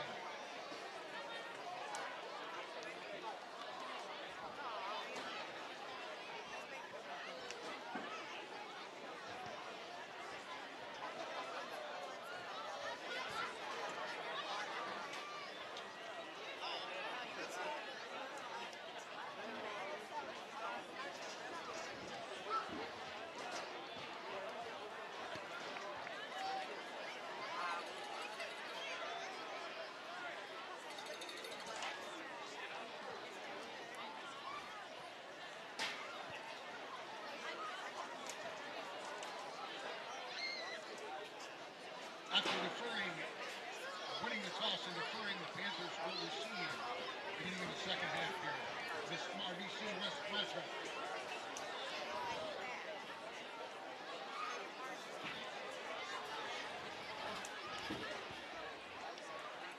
As we shared earlier, depending on the outcome of all tonight's district matchups, next Friday the 27th, the Tigers could possibly play at home versus either the Osage Indians or the Marshall Owls. The Panthers will play at home against either Summit Christian or Trenton Cardinals. Right here, 7 o'clock. Back to the Panthers. Number 7, Matthew Lindsay, and number 28,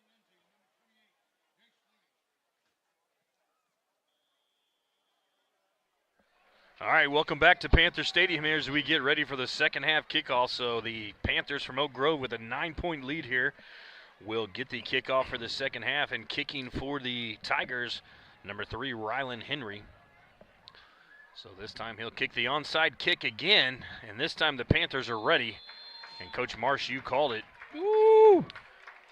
We were just talking right before we came on the air here that the Panthers better be ready for that onside kick, because the last time that happened, the Tigers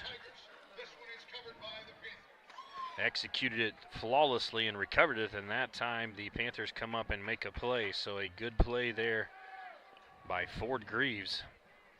And now the Panthers will take over 1st and 10. The ball with that gamble by the coach does not pay off this time, and the Panthers capitalize with a great starting position here, Coach. Yeah, the Panthers start on the opponent's 48-yard line. Great field position. So Hall starts out in the full house backfield here. This time he'll turn and hand it off inside to Noah Spencer. Is off the right side to the 35-30. 10-5, touchdown, Noah Spencer. So his 20th rushing touchdown of the year, and a 47-yard blast off the right side. And Spencer takes it to the house to add to this lead. 42-27, Coach. So we talked about it in the pregame. You've got this 3-headed monster, 4-headed monster for the Panthers, and you may be able to stop one of them, but you can't stop them all. Can't stop them all. So much for matriculating the ball down the field. So Hall now under center. He'll take the snap this time. He'll keep it himself off the right side, has blockers, and he will walk into the end zone for the 2-point conversion. So, Coach, we talked about that earlier, too, that now just at the right time, you pull that ball out of there, and Hall takes it off the right side for the touchdown. So the Panthers are fired up, excited as they come off the field here and score immediately. So a great job by that offensive line for the Panthers. And Mr. Spencer now with 3 rushing touchdowns on the night, a 46, a 44, and I believe a 32-yard. So again, Coach, Mr. Spencer comes in tonight with a right at 1,100 yards rushing, 17 rushing touchdowns, and tonight has added 3 to that total, along with well over 100 yards. Well, we talked about it earlier. Once you get past that first layer and there's Absolutely. nobody there, there's 11 people in the box again. You know, it's just one of those deals where if you put a helmet on a hat on hat, you know what, I'll take my chances with the one-on-one with Mr. Spencer. Well, you know, and we talked about the keys of the game. If we were talking about Warrensburg's keys, you know, it has to be that on defense, you know, you don't do that. And you know, stopping it and not giving up the big play. So Perez now will kick it off, and this time he kicks it right up the middle, a bouncing kick. It's going to be fielded at about the 15-yard line by Smith Taylor. Takes it off the right side, and he's going to be run out of bounds at about the 28-yard line. So the Tigers will take over there.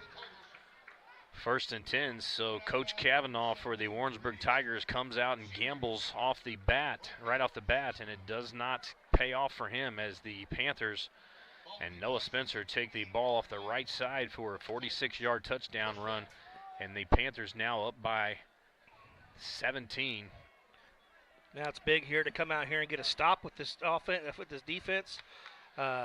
See what kind of changes they make here in the second half. So again, we were really interested in seeing what kind of adjustments. You can see a lot of the reasons why the Tigers continue to try this quick passing game is the receivers. The defenders are a good 7 to 10 yards off the ball, 11 yards off the ball from these receivers, so they're just trying to keep everything in front of them and stop the big play, but what is hard to account for is Mr. Westfall. So an empty backfall now for Westfall.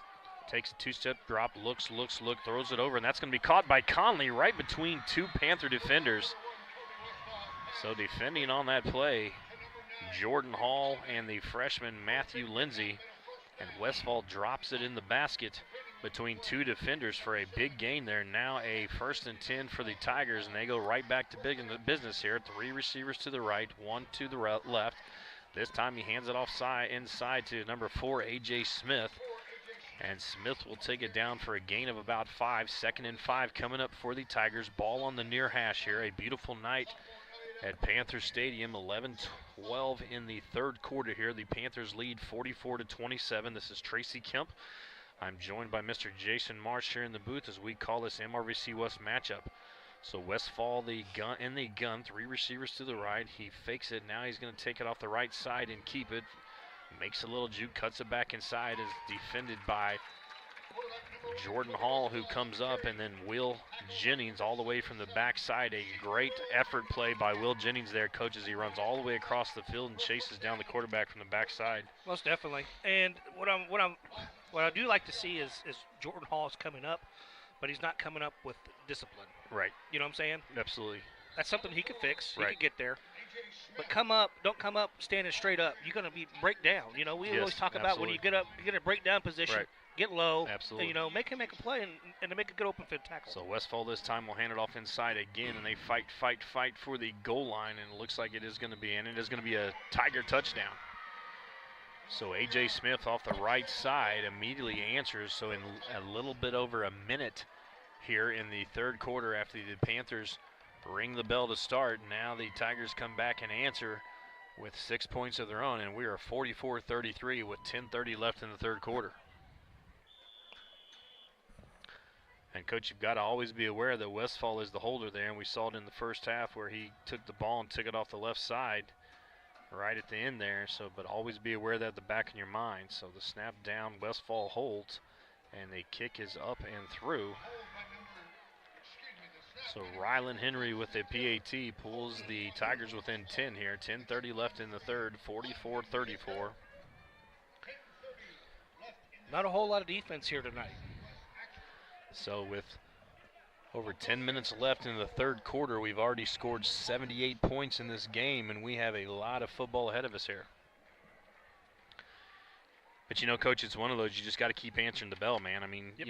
you it's one of those deals where one of these teams is either going to have a turnover or make a mistake in order for, the team to pull it even. So the Panthers here with a 10-point lead, you got to think one of the keys here is you got to take care of the football. You got to drive the football.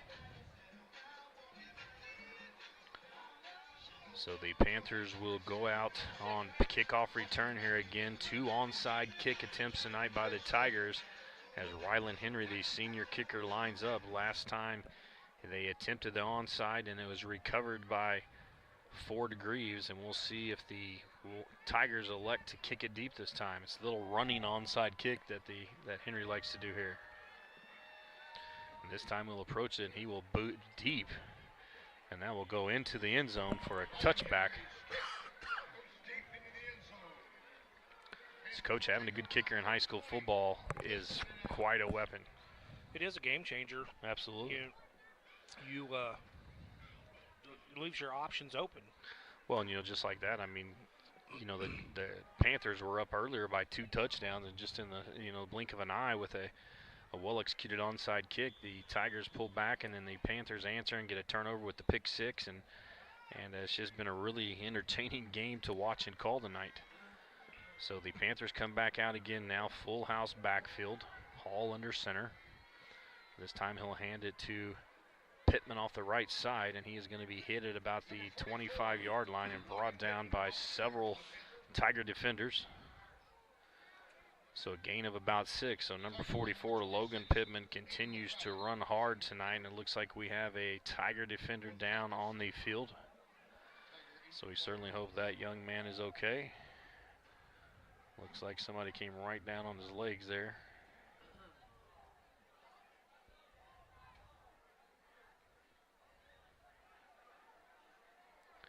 Looks like maybe a cramp or a knee issue with the Tiger defender, so we sure hope he's okay. So let's take this time here while they look after this young man, and let's go through our sponsors again, our Friday night sponsors. You make this possible, so we certainly appreciate you. Yeah, platinum sponsor is Commercial Bank. Bank at Commercial, serving Oak Grove since 1907. Gold sponsors are Jake's Industrial. For your refrigeration, heating, and cooling needs, give Jake's a call. First Baptist Church of Oak Grove, supporting Oak Grove families for over 150 years. State Farm, Jeff Jennings. Jeff Jennings, your local State Farm agent, helping life go right for 20 years in Oak Grove. New Life Church, servicing the families and community of Oak Grove. Oak Grove Chiropractic. Bird Automotive, Fitz Osborne Real Estate, Centerpoint Hospital, servicing Jackson County and surrounding counties. Silver sponsors are Karen Lux Realty Executives and Rach, the Realtor Group. So the injured player for the Tigers, Colin Bogadane, and he is able to walk off the field with a little bit of help there. Looks like maybe a cramp or an ankle, so we hope that Colin is okay. We wish him the best, and we will get back to play here in this MRVC West matchup between the Oak Grove Panthers and Warrensburg Tigers. 44-34 the lead for the hometown Panthers here. 10:16 left in the third. The Panthers will have the ball 2nd and 4 from the 26 here when we resume play.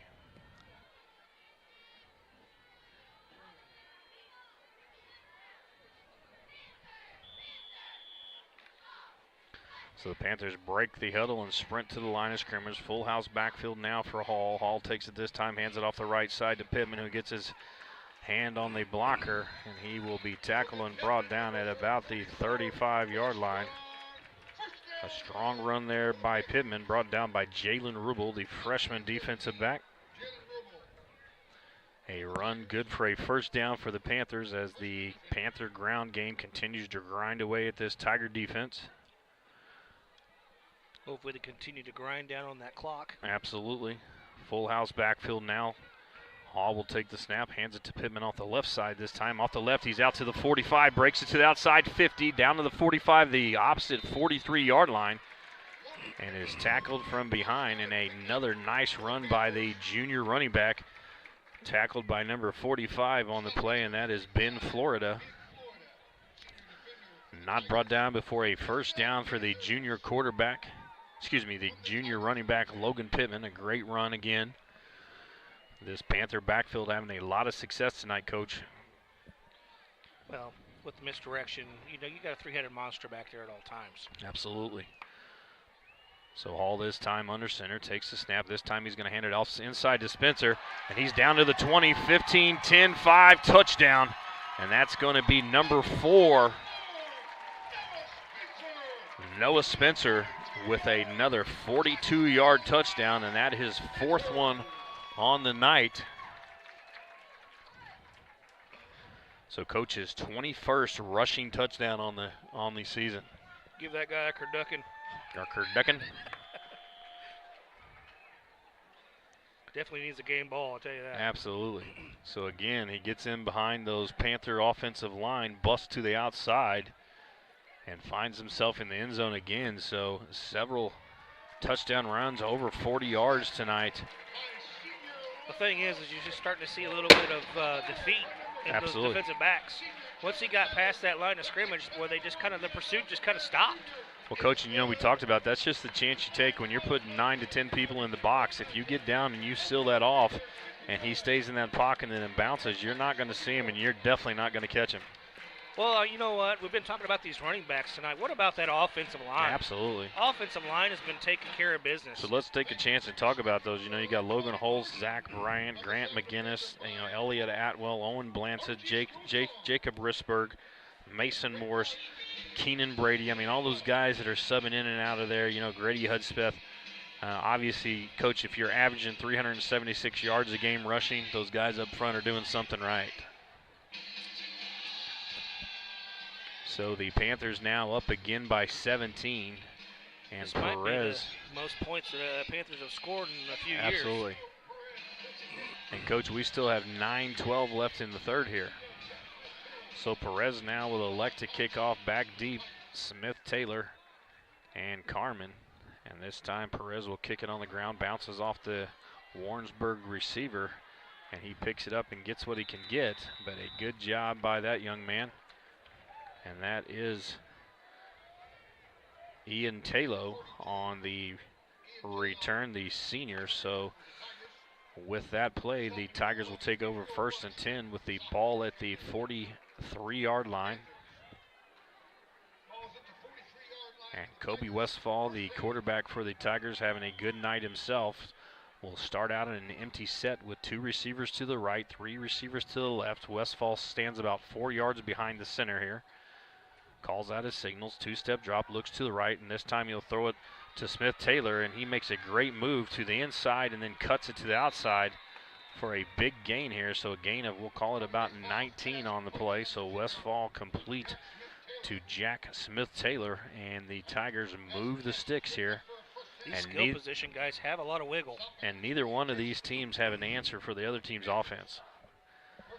Trips to the left, doubles to the right. Westfall shakes, makes a little fake here. Now he's being pursued, and he will throw it out of bounds as he is being pursued by Bryant, the defensive lineman for the Panthers, and really the first time that defensive line has been able to get their hands on him tonight.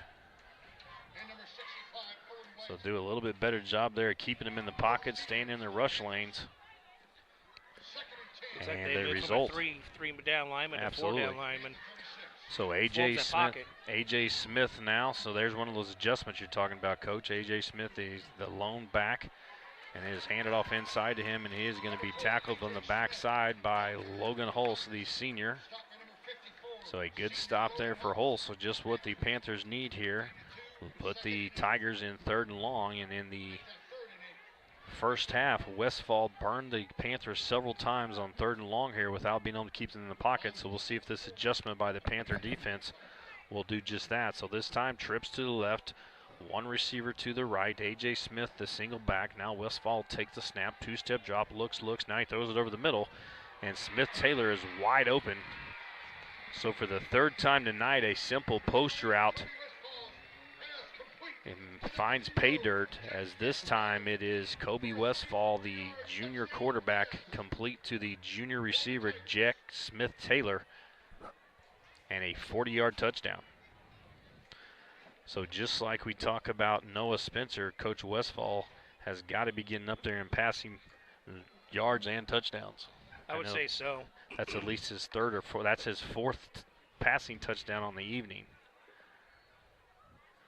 So Westfall this time, bad snap, decides to keep it himself, and he will run it in. So now the Panthers, with that 2-point conversion, will find themselves up by 9. So, Coach, you got to keep producing. You got to keep putting points on the board. You got to, you know, as you get out there, like you said, first thing you're telling your guys is be aware of the onside. Yep. Don't be the team that stalls out. You know, and really, Coach, the onside's not that bad of a call because nobody's stopping anybody anyway. No, I mean, you know, I take my chances. You know, sometimes you do that. I don't know. I just looking at some of these replays and stuff like that. It looks like our defensive backs are looking more in the backfield instead of looking where a man is. Yeah. You know, and I get that. That's the kind of things that happen though whenever you have such a dynamic type player back there as a quarterback that could either run or pass. Well, Coach, the other thing you got to do, is when you got multiple receivers over there, if you're that outside defender and you have one go under, you've got to be talking. One goes in, two comes out. You got to be talking. You got to be communicating. And I think that's what happened is they're getting into those zones. They're not communicating, so you got one that's going in, and nobody's picking them up because they're both staying on the receiver that's going out. So again, Rylan Henry on to kick for the Tigers. The Tigers have attempted 2 onside kicks tonight, a running onside kick by Henry, so we'll see what they elect to do here. 8:05 left in the third here. This time Henry will boot it deep again, and it will go into the end zone for a touchback.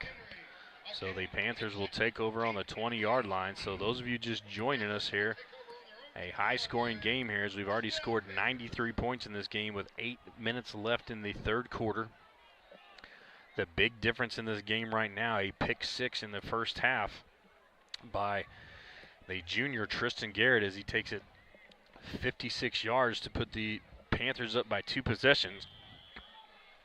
And now as the Tigers score on their last possession, the Panthers have to answer the call here. Hall under center will take the snap. He'll turn it and give it to Pittman, this time off the right side. Pittman outside now, cut it back to the middle, and he will run the ball hard like he always does and gets a gain of about 27 or 28. So, Coach, it's 1 play first down, 1 play first down, 1 play touchdown.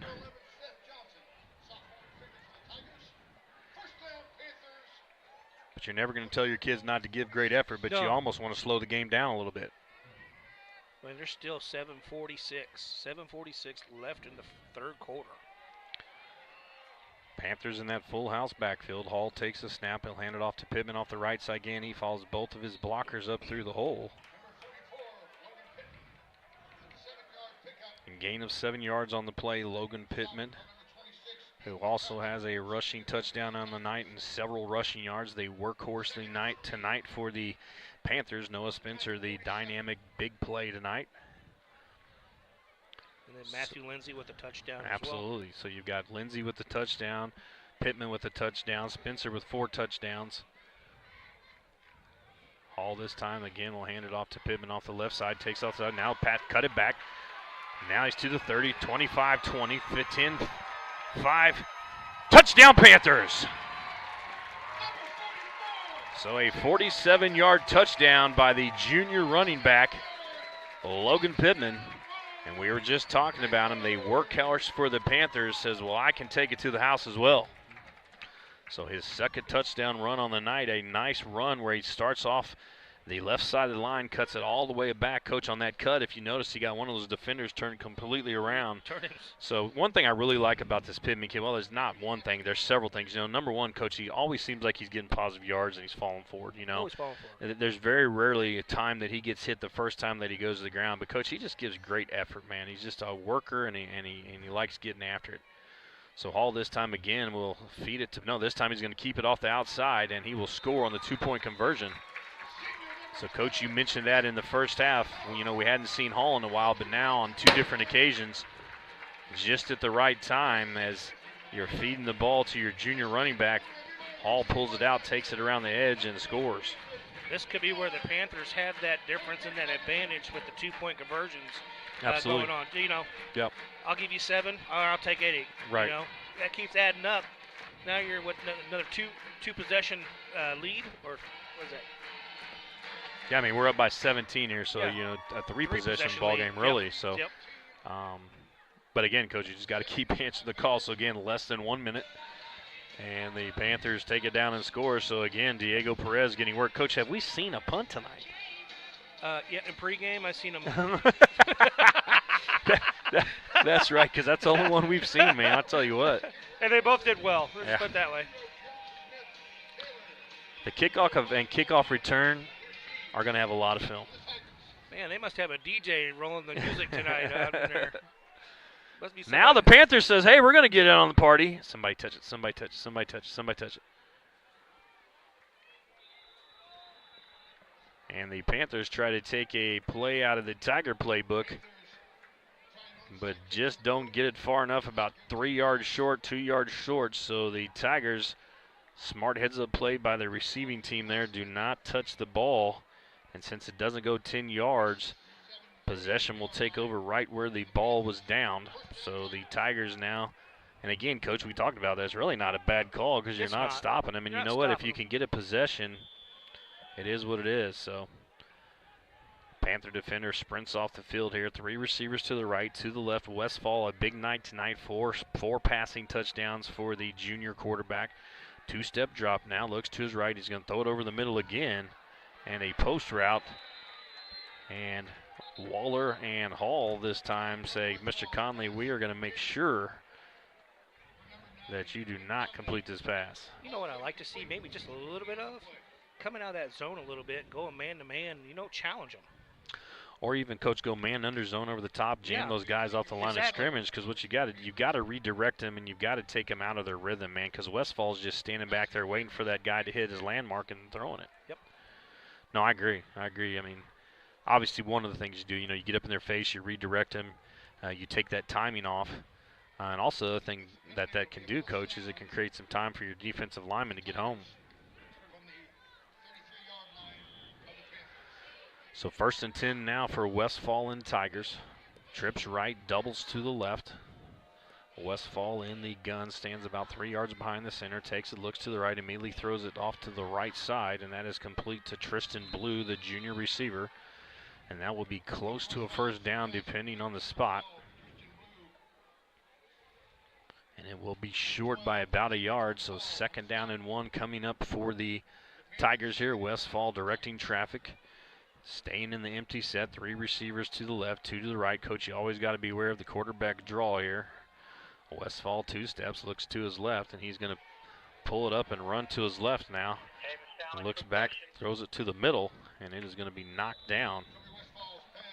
There is a flag on the play. I'd say that's probably going to be a holding call. Mr. Salmon, you got a copy?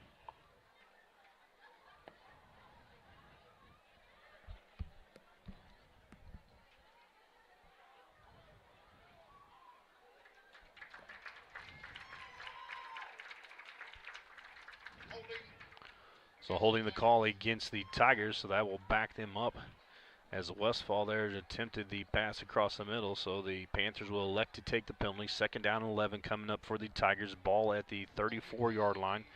2nd and 11. Westfall looks over to the sideline for his signal. A.J. Smith, the single back tonight for the Tigers. Now Westfall directing traffic here. So this time they will line up 3 receivers to the right, 1 to the left. A.J. Smith, the lone back in the backfield with Westfall. Westfall 2-step now, another drop, looks, and he's going to throw it back over the middle again. And this time there are 3 Panther defenders there.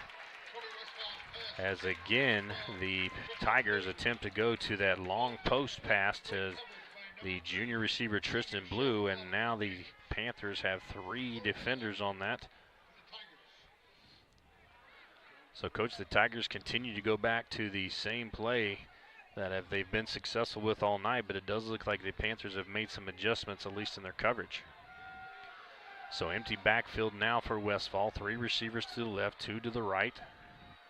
3rd and 11. Westfall takes a 2-step drop. This time he's going to crank and throw it to the right side over the top, and that is going to be a little bit long for Jack Smith-Taylor, the junior receiver. Waller, the senior defender for the Panthers, and now the Tigers find themselves 4th and 11 with the ball at the Panther 34-yard line. So, Coach, a pivotal point here for the Panthers to get a stop and have an opportunity to go down and score here and make this a 4-possession game base, essentially. So 2 receivers to the right, 2 receivers to the left. Westfall in the backfield. Now he will move the junior receiver Tristan Blue to the left side. Westfall in the backfield with A.J. Smith. Takes the snap, 2-step drop, looks. Now he's going to look again, has good time.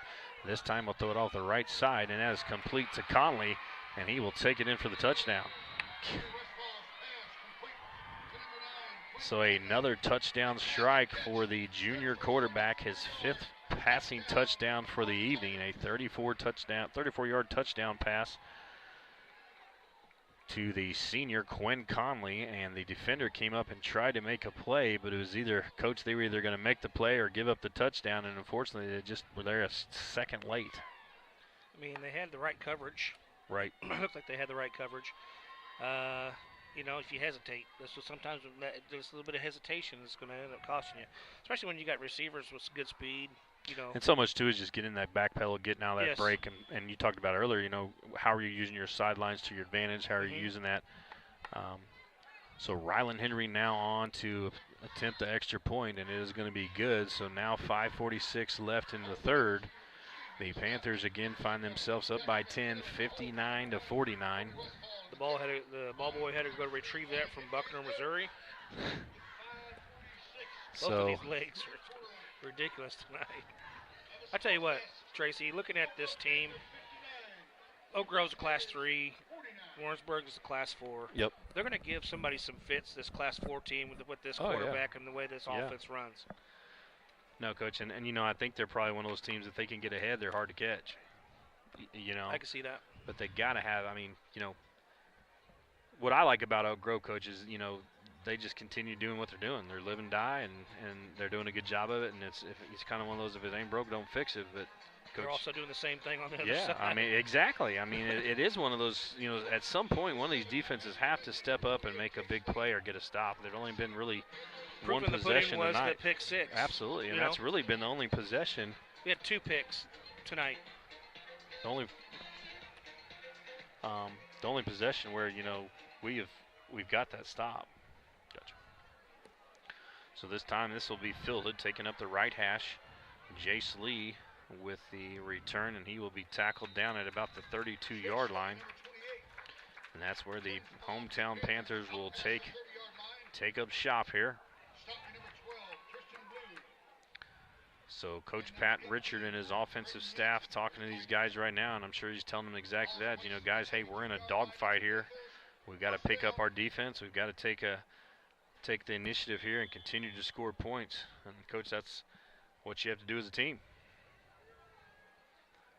So the Panthers now, I also like some of the tempo stuff the Panthers have been doing tonight, Coach. You know, they get up there, they break the huddle, they get up to the line of scrimmage fast, and it's hard for that Tiger defense to make any adjustments. So they'll hand it offside. Spencer again. It's the 40, 50, 40, 30, 20. You're not going to catch him.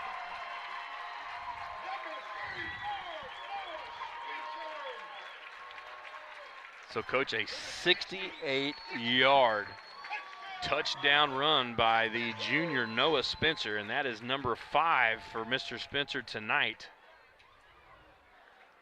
So Noah now with 22 rushing touchdowns on the season. Coach, he's got to be well over 200 yards rushing now, so we'll see how that goes for him.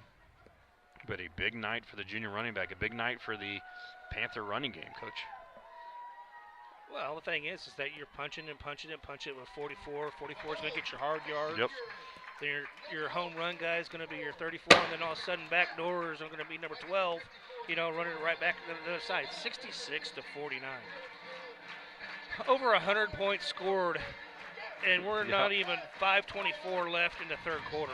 So 115 points here scored, 5:24 left in the third. Coach, I wish I could see the stat sheet because I'd like to see how many yards of rushing we have compared to how many yards passing they have. Yep.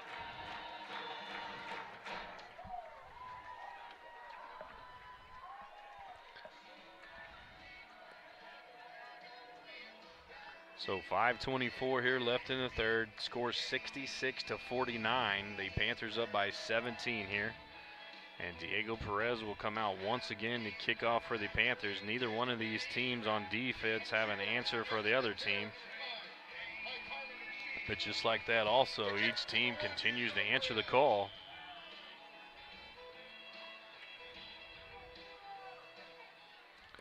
So Perez this time will kick the ball deep, and this time it will be fielded at about the 10-yard line, then it goes out of bounds. Mr. Noah Spencer's got 210 yards of rushing tonight. Wow. 5 touchdowns. Yeah, so Noah Spencer and Coach not on a ton of carries either. So Noah Spencer, the junior running back tonight, 5 carries, 210 yards rushing, 5 touchdowns. Logan Pittman, 2 rushing touchdowns and well over 100 yards as well. You got the freshman Matthew Lindsay, so 2 running backs with multiple touchdowns and then 2 other backs that have scored. So an impressive showing by this Panther offense. So Westfall now will take over the ball at the 12-yard line. Trips to the left, twins to the right. Westfall stands at the 7-yard line. He'll take the snap, looks to his right. Now he'll throw it out there to Smith Taylor, who it goes off his fingertips and falls incomplete. I'll be honest with you right now, everything that this young man has been making for pass-wise has been in the middle of the field or to the right of the field. Right, yeah, that is a good observation, Coach, because you're right. So Westfall now in the gun, 2nd and 10. This time he throws it to the left, and that is out here to number 12. He just did that because I said he didn't throw over I here. said he must have heard you. So Tristan Blue, who has 2 touchdowns on the evening as well, stopped after a gain of about 8. So 3rd down and 2 coming up now for the Panthers. Clock's still running. So now Westfall will have 3 receivers to the right, 2 to the left. He stands behind the center, takes a snap, looks to the right. He'll throw it out there to Tristan Blue again, who will make a completion for about 5 yards. That will move the sticks for the Tigers. 1st and 10 now for the Tigers. Ball will be at the 28-yard line. So again, this is Tracy Kemp, joined by Jason Marsh, who's calling tonight's MRVC West matchup. Randy Eddington, our cameraman, and Michael Miller, our producer here. Want to recognize those gentlemen for helping us. Well, Westfall takes a snap here. They make our job easy. Looks, now he sprints to the right, looks, keeps looking. Now pull it up and run, and he will get a gain of 1 or 2.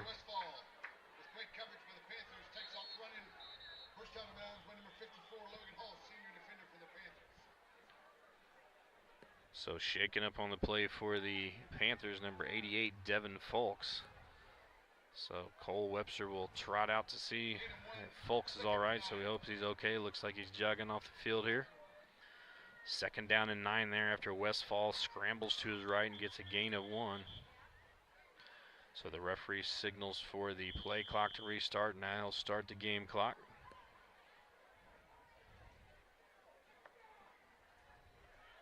A.J. Smith now in the backfield with Westfall. 2 receivers to the left, 2 receivers to the right. Westfall takes his drop, looks, pressure from the right side. Now he'll scramble to the right. Now he'll scramble out to the right side again. Pump fakes, still on his feet, scrambling to the right side, and he will be tackled from the backside, but not after a gain of about 17. 20-yard pickup on the play.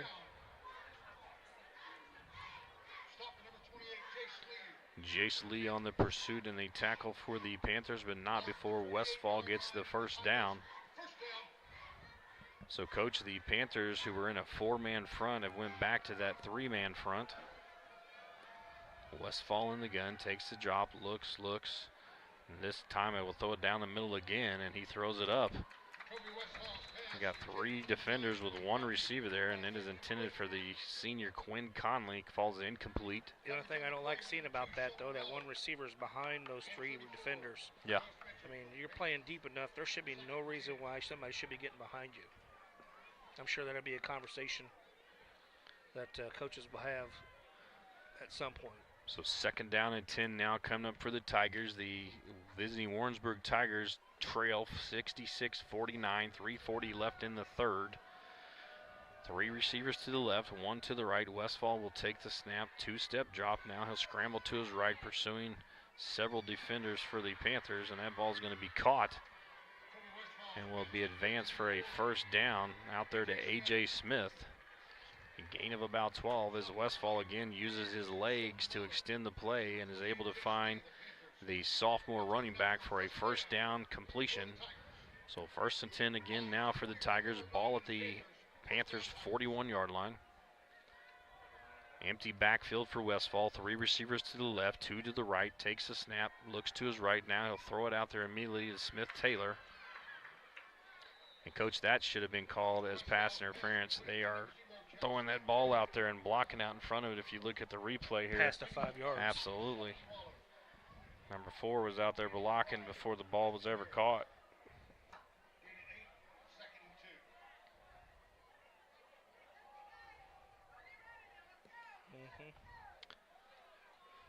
So 2nd and short now for the Tigers. 4 receivers to the left, 1 to the right. Westfall in the backfield. Look for the quarterback draw. Nope, this time he's going to step and throw it to the right side, and that is going to be Smith Taylor on the reception, and that will be good for a first down.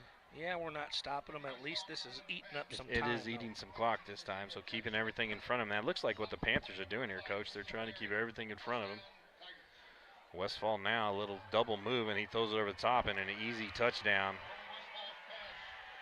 An easy touchdown for Smith Taylor with that time running a little hook and go. And the defender, Tristan Garrett, comes up, and he is able to break loose here for the touchdown. A nice ball by Westfall. And the Tigers run a little stop and go, and the Panther defender comes up and bites, and they make him pay. So again, 2:27 here, no answer for the Panther defense regarding the Tigers offense, and now the Tigers will kick to pull it within 10 once again. So we are a 10-point ball game again.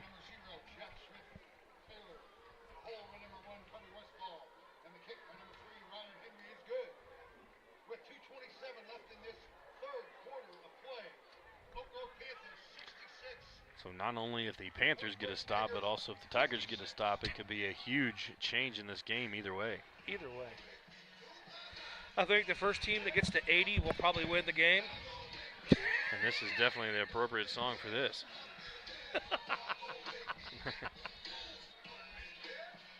I tell you what, this is what Friday Night Lights is all about, man. I love it. The Golden State Warriors versus the Phoenix Suns. That's right, man. I tell you what, I mean, this is a basketball score right now. It is. I mean, there's a lot of high school basketball games that don't score this many points. And, Coach, don't forget that onside kick, because Warrensburg has already shown us that they are not afraid to try it, and they execute it pretty well. So we'll see what they elect to do here. Looks like the Panthers are all up this time around. And a good strategy for the Panther special teams there.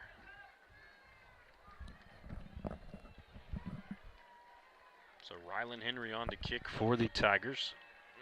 He approaches, and he is going to kick a pooch punt over the top. Oh, and almost executed perfectly by that Tiger. Those Tiger special teams, as the guy on the far side, number 45, dives for that ball, Ben Florida, and Coach, they almost pull that off. They almost pulled that off. I'm telling you what, you can tell they practiced this, though, because that was executed perfectly. Oh, and let's look here on the replay.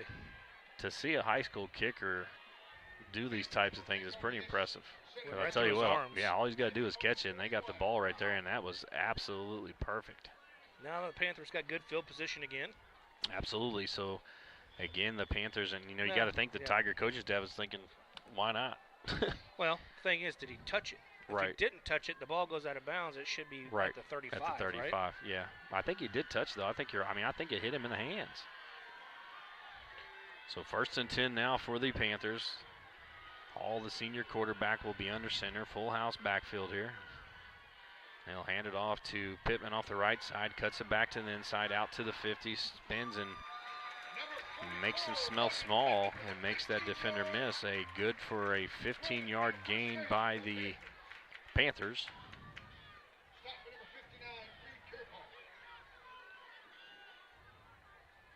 Pittman and Spencer, the two-headed monster this evening. But that offensive line, I mean. Oh, the offensive line here, they're not getting again, the running back's not really getting touched Pulse, until about. Bryant, McGinnis, Blancett, Risberg, all those guys up front, Elliott Atwell, Mason Morris, all those guys, props to all of them because they're doing a great job tonight. All back under center again. This time he'll hand it to Pittman. No, I'm sorry, he'll keep it off the left side, and Hall will take it himself out to about the 35-yard line, so a gain of 9 on the play. got to give those other two running backs a little bit of a breather. Absolutely. But you know what? It's Coach had me fooled because, again, it's those fakes. Spencer Yeah, had it. I did too. So, again, you know, you talked about it first half, though. I mean, when you least expect it, what a great time to pull the ball there. And you've got another dynamic runner in Jordan Hall. What's really nice about this system, to be honest with you, is that even if you don't get the ball, you have a responsibility to do is, you know, go out there and you're going to block for the guy behind you. You know, that next guy's going to be blocking for you next time you run the ball. Absolutely. So full house backfield. Look at the Tigers, all 11 within 3 yards of the ball. And there goes Spencer right up the middle again. And that is going to be touchdown number 6. So a 35-yard touchdown run for Noah Spencer. So his 6th touchdown run on the evening. I don't know if this is some kind of a school record. And we have got to be approaching some records here as Noah Spencer, the junior, continues to have a breakout night. But, Coach, again, let's not forget that offensive line. 6 rushing touchdowns tonight for one running back, 2 for another, 1 for another. So 9 rushing touchdowns that I can count so far. I mean, this is some Aaron Graham type stuff. Yes. If you don't know, Aaron Graham was, you know, very vital to what the Panthers when they won state. And, Coach, we're not in the 4th quarter yet. Unbelievable. Well, Tracy, how about I give a shout out to some of our sponsors here at Oak Grove? You know, I got plenty of time to do that. Let's go with our platinum sponsor, Commercial Bank, Bank of Commercial, serving Oak Grove since 1907. Gold sponsors are Jake's Industrial. For your refrigeration, heating, and cooling needs, give Jake's a call. First Baptist Church of Oak Grove, supporting Oak Grove families for over 150 years. State Farm Insurance. Jeff Jennings, your local State Farm agent, helping life go right for over 20 years in Oak Grove. New Life Church, serving the families and community of Oak Grove. Oak Grove Chiropractic, Bird Automotive, Fitz Osborne Real Estate, Centerpoint Hospital, servicing Jackson County and surrounding counties. And our 2 silver sponsors are Karen Lux Realty Executives and Rach, the Realtor Group. So Perez on to kick in. He'll kick it right down the middle. Bouncing kick on the ground. Picked up by the Tigers. Now return off the right side.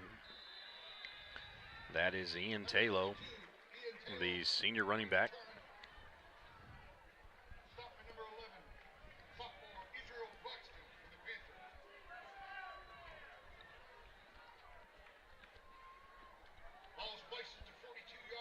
So, Coach, we're not out of the 3rd quarter yet, and 129 points scored in this game.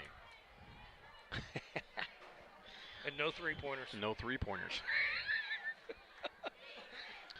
So the Tigers now at the 42-yard line. Westfall in the gun. 3 receivers to the left, to the right. He'll take the snap. Now he's going to throw it out here immediately, and the ball is going to be incomplete. It is intended for the junior receiver, Tristan Blue. Broke up by Mr. Noah Spencer. The guy kind Noah of does a Spencer little bit of on the everything, doesn't he? defense. So 2nd down and 10 now coming up for the Tigers. 40 seconds left here in the 3rd quarter. The Panthers, a season high 73 points on the scoreboard right now, and the Tigers with 56 on the board. Westfall will take the snap, takes the fake, and now this time he is going to be pursued and somehow gets out of the grasp of the defensive line, and he will run it up for a 1st down. Coach, this kid is slippery. I'll tell you what, he's impressive, though. He does a really good job of just staying patient, finding a running lane, and getting out of there, man. Very dynamic type player. So another 1st down run for Kobe Westfall, the junior quarterback, who has 4 or 5 passing touchdowns this evening, along with several rushing yards. That was the best rush they've had all evening on that young man. So 2 receivers to the right, 2 receivers to the left in the gun. Now Westfall takes his drop, looks. Now he's going to scramble, and this time he's not going to get away. And he pitches the ball out, and it is on the ground, and it looks like it's going to go out of bounds.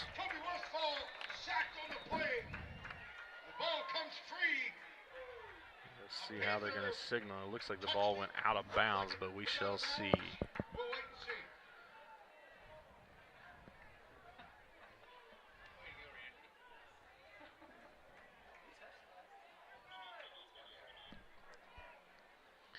So also for the Tiger faithful, Kobe Westfall is down at about the 46-yard line, so hoping he is okay. It looked like as he was getting tackled, he actually tried to lateral that football and took a chance there and almost ended up being a nightmare for that Tiger offense.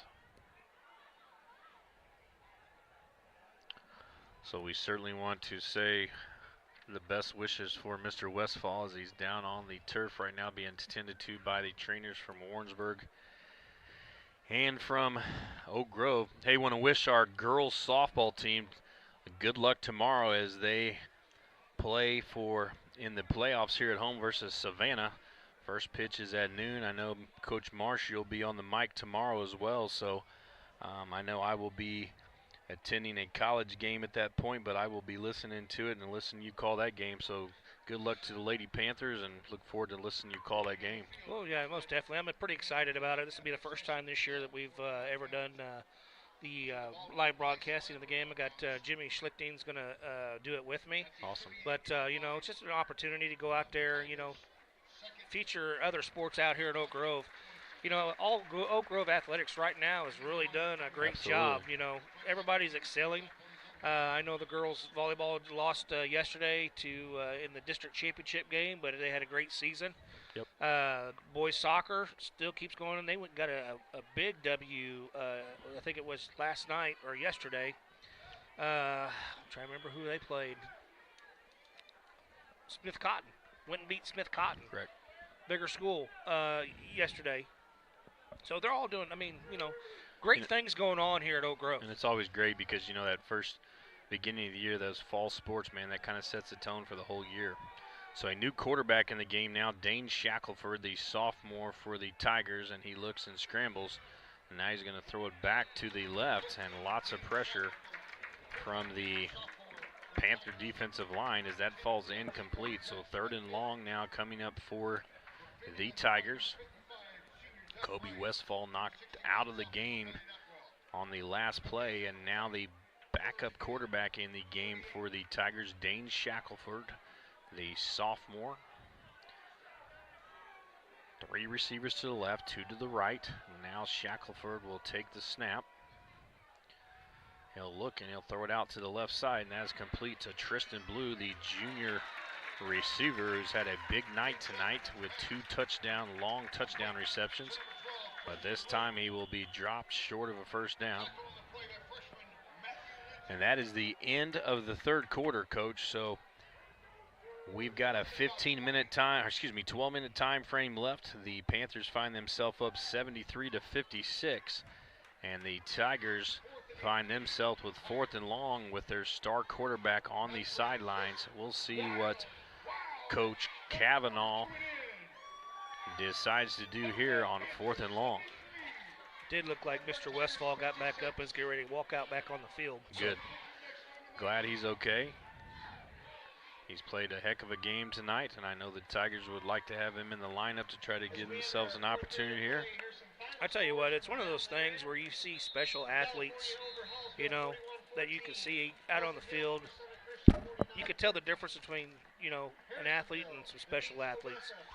And, there's some special athletes out here on this field tonight. And if you haven't been watching this game at home, you're here, you're seeing what's going on. I mean, a lot of great things, a lot of great football. Yes, there's not much defense going on either side of the ball, but it's 73-56. 12 minutes left in the 4th quarter. I mean, you can't beat that on a Friday night. Friday here night in Kansas football. City in Oak Grove. So Westfall back in the game now. 4th and long coming up for the Tigers. Takes the snap. He'll look to his left. Now he'll sprint out to his right. Trying to stay behind the line of scrimmage, and he was actually across the line of scrimmage there, and that is the correct call. That's an illegal forward pass as Westfall was past the line of scrimmage when he threw it.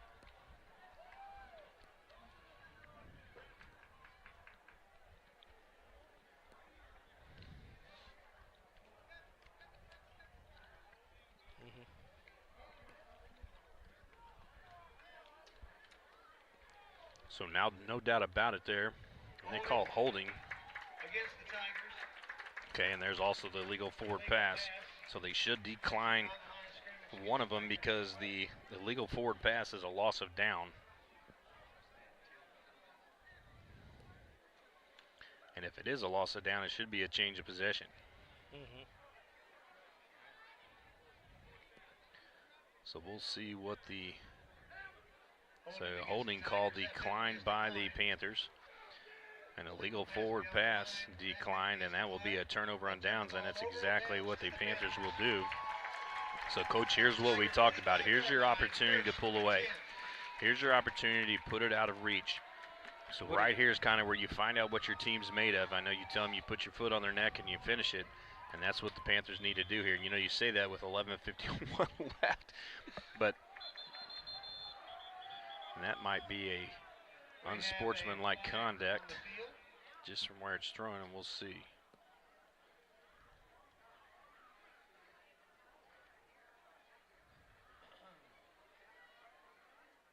Dead ball. Yep. Unsportsmanlike conduct against the Tigers. That's exactly what we have. So it looks like one of those players on the defense for the Tigers must have said something, and the referee did not like it.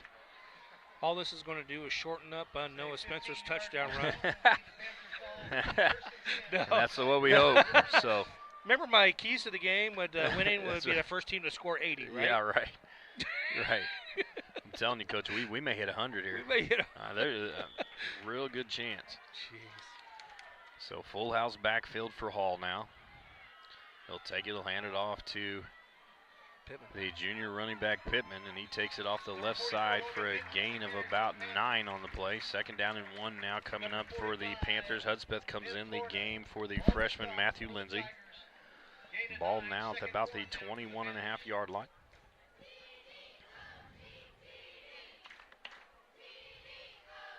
Luckily, we ain't got a mascot that has to do push-ups tonight. That's right. Huh? Yeah, no kidding. So Hall now talks to his lineman. He'll break the huddle and send him to the line of scrimmage. Hall takes the snap here. This time he'll hand it off to Pittman off the right side again. Pittman cuts it back to the inside, plants his foot, and he will be tackled after a 1st down run. So a gain of about 8 or 9 on the play will be good enough for a Panther 1st down. So the Panthers now find themselves inside the red zone. Ball at the 12-yard line. The referee winds the clock, and Hall walks over to look for a signal. And, Coach, a good time right here for the Panthers to slow this game down a little bit, take as much time as you can on each play and try to burn some of this clock here. And so far tonight have done a really good job with that. 7 seconds left here. They break the huddle, sprint to the line of scrimmage. They got to hurry. 3, 2, 1. Hall takes the snap just in time. He'll hand it off to Noah Spencer. Takes it off the right side, and this time the Tigers do a good job of defending, but Noah Spencer still finds himself with a gain of about 2 on the play. So 2nd down and 8 coming up for the Panthers. 2nd and 9. I'll be honest with you. I know you don't want to hear this, but it might not be a bad opportunity for a bootleg. Yeah. For a pass.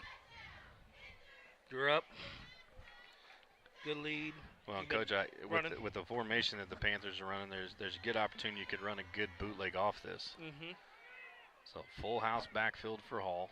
This time he's going to take it. He'll hand it off to Pittman off the left side, who follows his blockers, and he is going to fight his way, and he is in for the touchdown. So just a great hardcore run by the junior Logan Pittman for his 3rd one of the night. So he will score from the 11-yard line. And, Coach, I don't know if we have a 3rd digit on that scoreboard, but we might need it. 9 minutes. I mean, this looks like an 8-man score. It does. It really does. So Holtz with the snap, Taylor with the hold, Perez with the kick, and it is good. So that takes us to the Oak Grove Panthers 80. Warrensburg 56. I don't know if Randy had an opportunity to look at that scoreboard with all that pink on there, but it's pretty neat. It is pretty cool. Pretty neat deal there. So tonight, And recognizing breast cancer awareness and cancer awareness, so the Panther scoreboard lit up with pink tonight.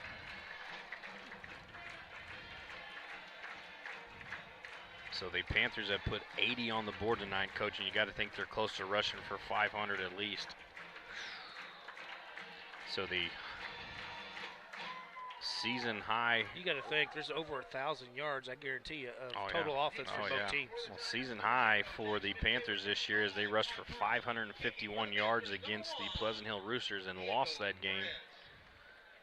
So, but you got to think they're getting up there tonight. So Perez will kick it deep on the ground this time, and it is fielded at about the 25-yard line, and that is going to be fielded and then tackled immediately by the Panther defender. On the return for the Tigers, number 31, Ryan Rainey on the stop. Ryan Rainey, the defender for the Panthers, on the play and makes the tackle, and the Tigers will take over 1st and 10, ball at the 37-yard line of the Panthers.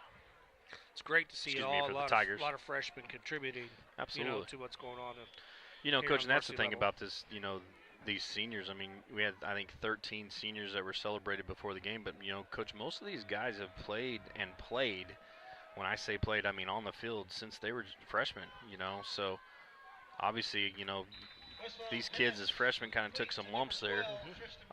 But, they've stuck with it. It's paid off. And here they are as seniors having a lot of success. The Panthers obviously had 6-2 on the season, looking to work to 7-2. Westfall takes the snap here. He'll shuttle it forward, put it forward to the defender, and there's a pass on a penny on the play, and I'd say it's probably either an illegal formation or an illegal motion. We'll see what the call is here. The only other thing it could be from the side judge is a possible offsides. We'll just have to kind of see what call they make here. So for those of you joining us, 9-10 in quarter 4 here at Panthers Stadium, and we have scored 136 points in this game for the night.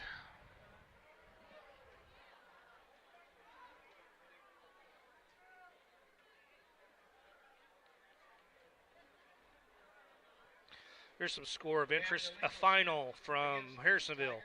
Harrisonville won 42-14. So a 42-14 win for the Harrisonville. So Harrisonville comes in last week, loses to the Panthers, then turns around, beats Odessa, who Odessa beat Oak Grove. You got Harrisonville, who beat Warrensburg, and Warrensburg beat Pleasant Hill. I mean, it's just. And then Pleasant Hill beat Summit Christian Academy 49-13. Conduct against the Tigers.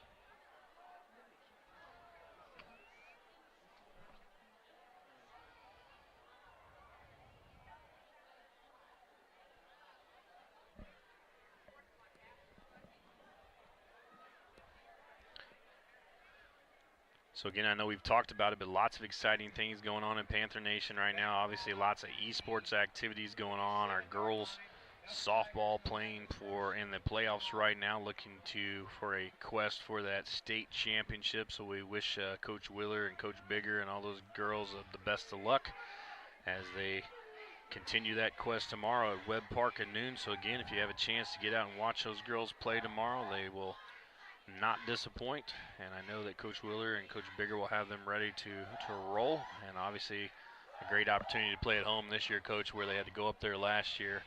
And, obviously having a noon game, too, that team has to travel down there, so you got to think that the Panthers will be ready to go.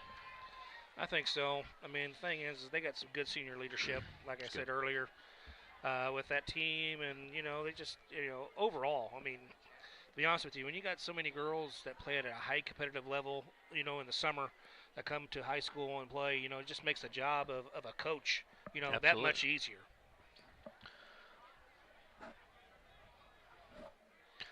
It seems like the girls have fun playing too, and that has a lot to do with it, He keeps it light for them. He does. So 3 receivers to the right, 2 to the left. Westfall out of the game again, and that's gonna be intercepted by Noah Spencer. And he will get that interception and take that down to about the 25-yard line. So, Coach, there's that turnover we talked about. So Noah Spencer having the game of his life here tonight. Five rushing touchdowns. You might as well give the young man the key to the city. So a great job again by that junior Noah Spencer, and now the ball will be placed at the 25-yard line. 1st and 10 for the Panthers. 9:03 left here. Your score 80-56. So a 24-point lead for the Panthers here, and they're going to see if they can add to that total here as they set up shop at the 25-yard line. So Oak Grove in that full house backfield. Hall takes the snap, and he'll just QB sneak it right ahead. And coach, look at that movement by that Panther offensive line. A gain of about 5 on the play, and they just wedge it with the quarterback, and that offensive line having their way. Good V going. Absolutely. Let's see here if we can see a replay of this. So Grant McGinnis, Blancett, Warrensburg, Atwell, Will Jennings. All those guys up front doing a nice job there. Mason Morris. Now the Panthers look at 2nd down and 5. Ball at the 21-yard line. Letting that clock run down. So now a full house backfield for the Panthers. Hall slides under center, takes the snap. He'll hand it off to the left side, and that's the freshman Lindsey, who will get a gain of about 3 on the play. 3rd down and 2 coming up for his 3rd down and 1 coming up for the Panthers here. Ball now at the 22-yard line. Excuse me, ball on the 17-yard line. So the game clock now at 7:55. Panthers 80, Tigers 56. A crazy entertaining game tonight as both teams have been able to move the ball at will, and neither one of these defenses had an answer for the other team except for a couple timely turnovers for the Panthers here, and they look to capitalize on the last one by Noah Spencer. So this time hands it off the left side, and that is Matthew Lindsay, who fights his way ahead, and he will get a gain of about 4 on the play, and that will be enough for a Panther 1st down. So the ball will move down inside the 15-yard line. We'll call it to 12. 1st and 10 coming up for the Panthers. A new set of downs here, and the clock continues to run once they get the ball set here. 1st down for the Panthers. 1st and 10 at the 12-yard line. You would think that you would have a continuous clock when one team has 80 points at this point. So Pittman, Spencer, and Hudspeth in the backfield. Hall under center. Hall again will take the snap and will bowl his way forward for a gain of about 3 or 4. I want to mention again, it's such a beautiful night out here at Oak Grove Panther Stadium. You know, great crowd out here for senior night. The town this year has really came out to support this team. Absolutely. You know, and everything that they do. You know, Oak Grove will support. Well, you know, in all sports. It seems like they all come out, you know. You know, it was just awesome tonight, too, seeing all of our senior football players, all of our senior band players. And we had our first girls golf team that has a senior. We had a cross-country senior. So just celebrating lots of kids that have done a lot of great things over the years here at Oak Grove. So full house backfield for Hall here. He takes the snap. He'll hand it off the left side, and that is going to be Hudspeth. And he will run it off the left side as Hudspeth says, hey, let me get in on some of the fun, Coacher. My turn, my turn. So 6:23, 86, 56.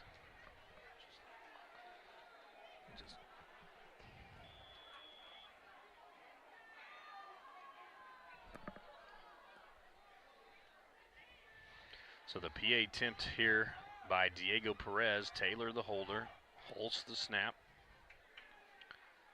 Good snap, good hold, and Perez delivers. So the extra point is good, and Coach, they got to be running out of gunpowder over there for the cannon tonight. Guess not. There's not as much smoke. Not as much gunpowder, right? All right, we'll have to go light on this one today. We're shooting off the scuds. So we want to thank our cannon crew over there, man. They are getting some work in tonight. I don't know if they packed enough. Yeah. Here's the old Panther band. Sound of Panther Pride over there. Sound of Panther Pride having a great night. Our cheerleaders having a great night. Like you said, a great A great crowd tonight. Just love the support for these young men.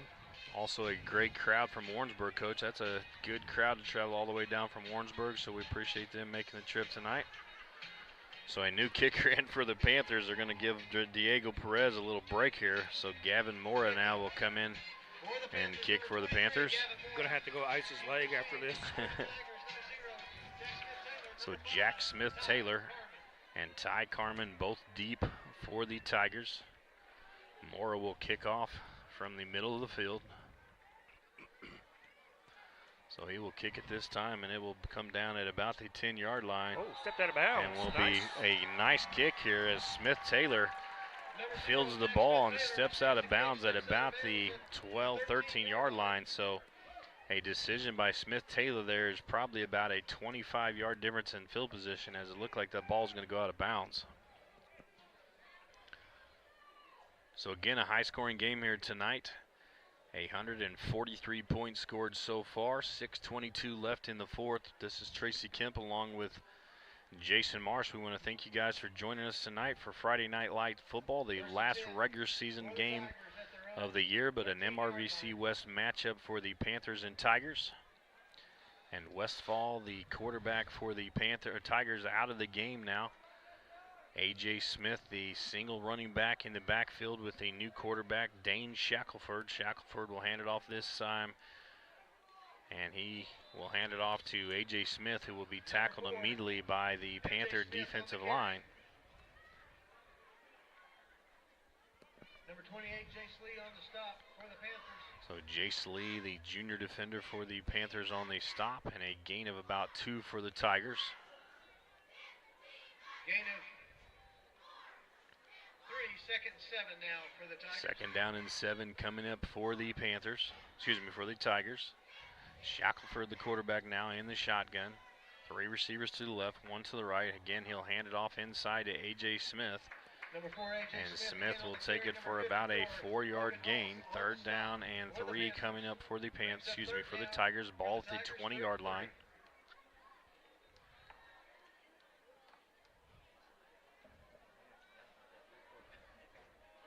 So a game tonight of big plays, special teams plays, pick sixes. We kind of seen it all, Coach. Kind of seen it all.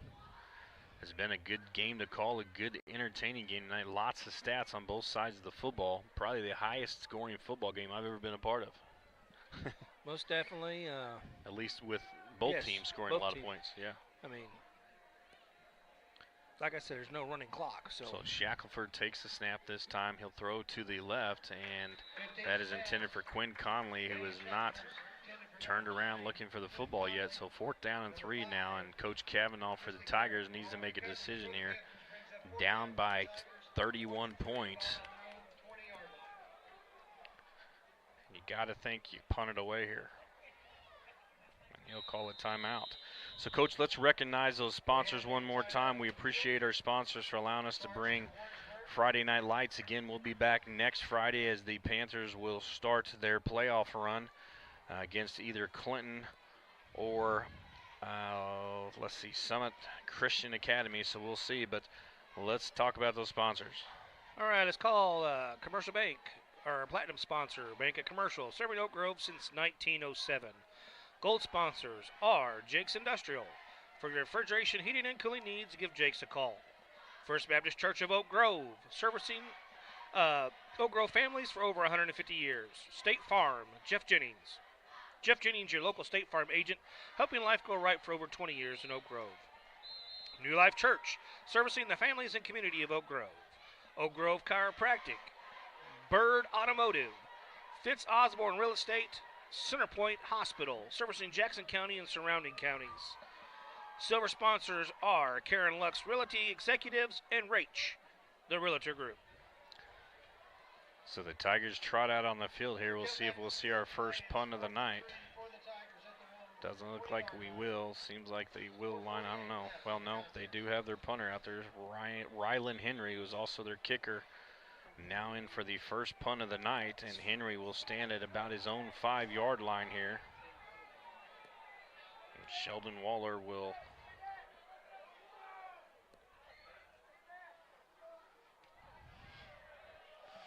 will get a good kickoff here, and it will take a good Tiger bounce and roll down and be down at about the 25-yard line. So, Coach, the Panthers here, 4:32, 4:31 left in the fourth quarter, has an opportunity to go ahead and just run this clock out and put this away, as they're already up by 31 points. Your score with 4:31, 87-56. The Panthers on top here, finally able to pull away a little bit, as for 3 quarters there, back and forth, every time one team would score, the other one would answer. And finally, the Panthers with a couple turnovers. Defense capitalizes on a couple turnovers, and the offense puts it in the end zone. The Panther offense has yet to punt this evening, as they have scored on every possession that they have had. And, Coach, I can only remember us attempting one pass tonight. Yes. So 1 pass complete to Logan Pittman, and everything else has been on the ground.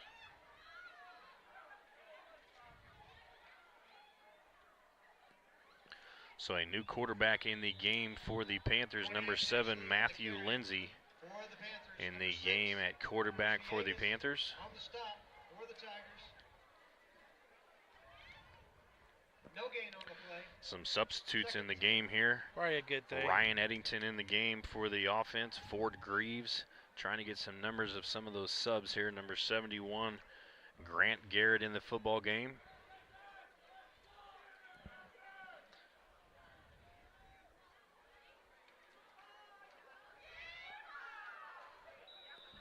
So this time the handoff inside to the 31, Ryan Rainey. Panthers, 31, Ryan Rainey on the carry, and the Tiger defensive line does a good job of defending that. So 3rd down and 9 now coming up for the Panthers, as the Panthers has subbed in most of their players here.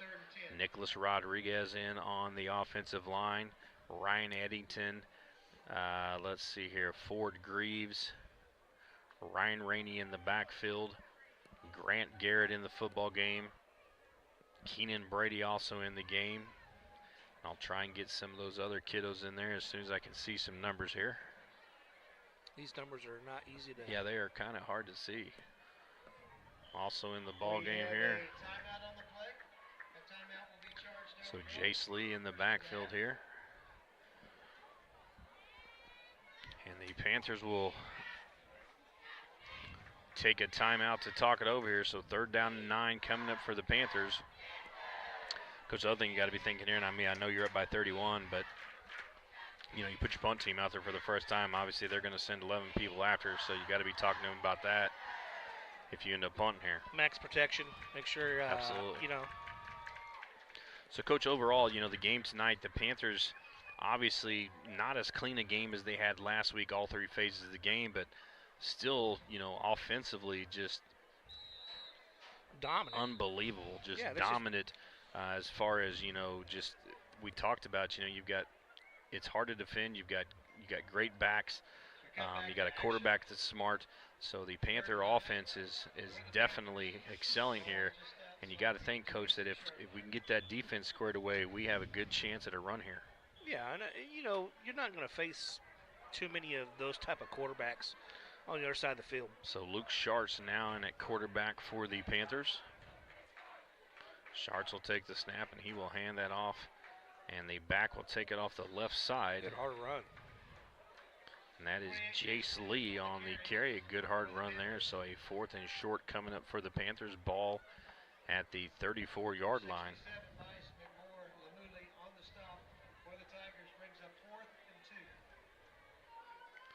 So, Coach, the Panthers come in here tonight, and looks like in Lester's just craziness that they will end this game with a victory tonight, beating a good Warrensburg team who has made some noise in the MRVC West. So a good tune-up as we start the playoffs next week. So Schartz under center. Now he'll hand it off to Jace Lee off the right side. He will get the 1st down. He's out to the 50, 45, 40. Breaks loose. Now he's out and will be brought down at about the 19-yard line. So a great run.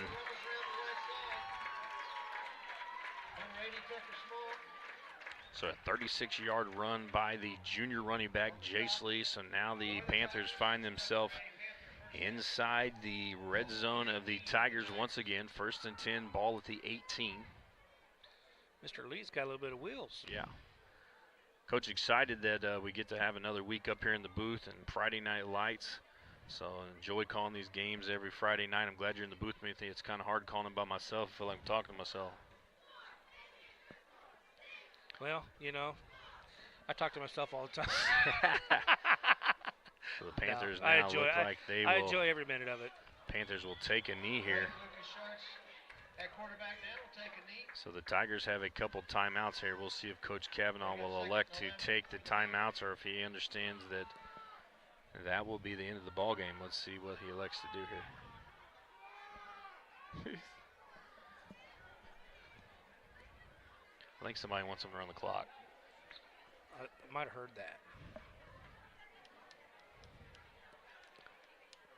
So again, for those of you that joined us tonight, thanks for tuning in and joining us here at Panthers Stadium. A wild, wild game tonight as the Panthers put 87 on the scoreboard and the Tigers put up 56. Noah Spencer with a monster tonight, 5 or 6 rushing touchdowns tonight. Logan Pittman, 3 rushing touchdowns. Hudspeth with a touchdown. Matthew Lindsay with a touchdown. So spreading it around tonight, this Panther offense and the running game have got it going on, and Coach Richards is right where he wants to be right now going into Week 10. Well, offense is hitting on our cylinders right now. And, you know, that's like we talked about before. You got, 46 seconds left in the game here, but you got a three-headed monster like that in the backfield. It's hard to, keep track of what's going on. Plus that offensive line.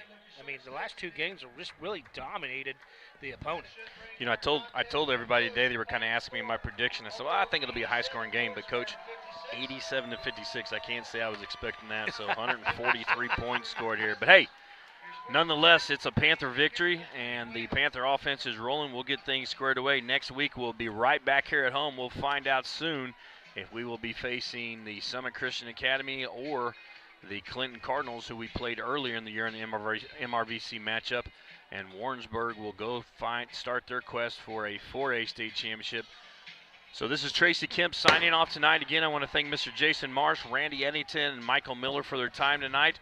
A great night for football here at Panther Stadium and another Panther victory as the Panthers now move to 7-2 and go into Week 10 with a lot of momentum. We'll see you next week right back here at Panther Stadium. Until then, have a great week and go Panthers.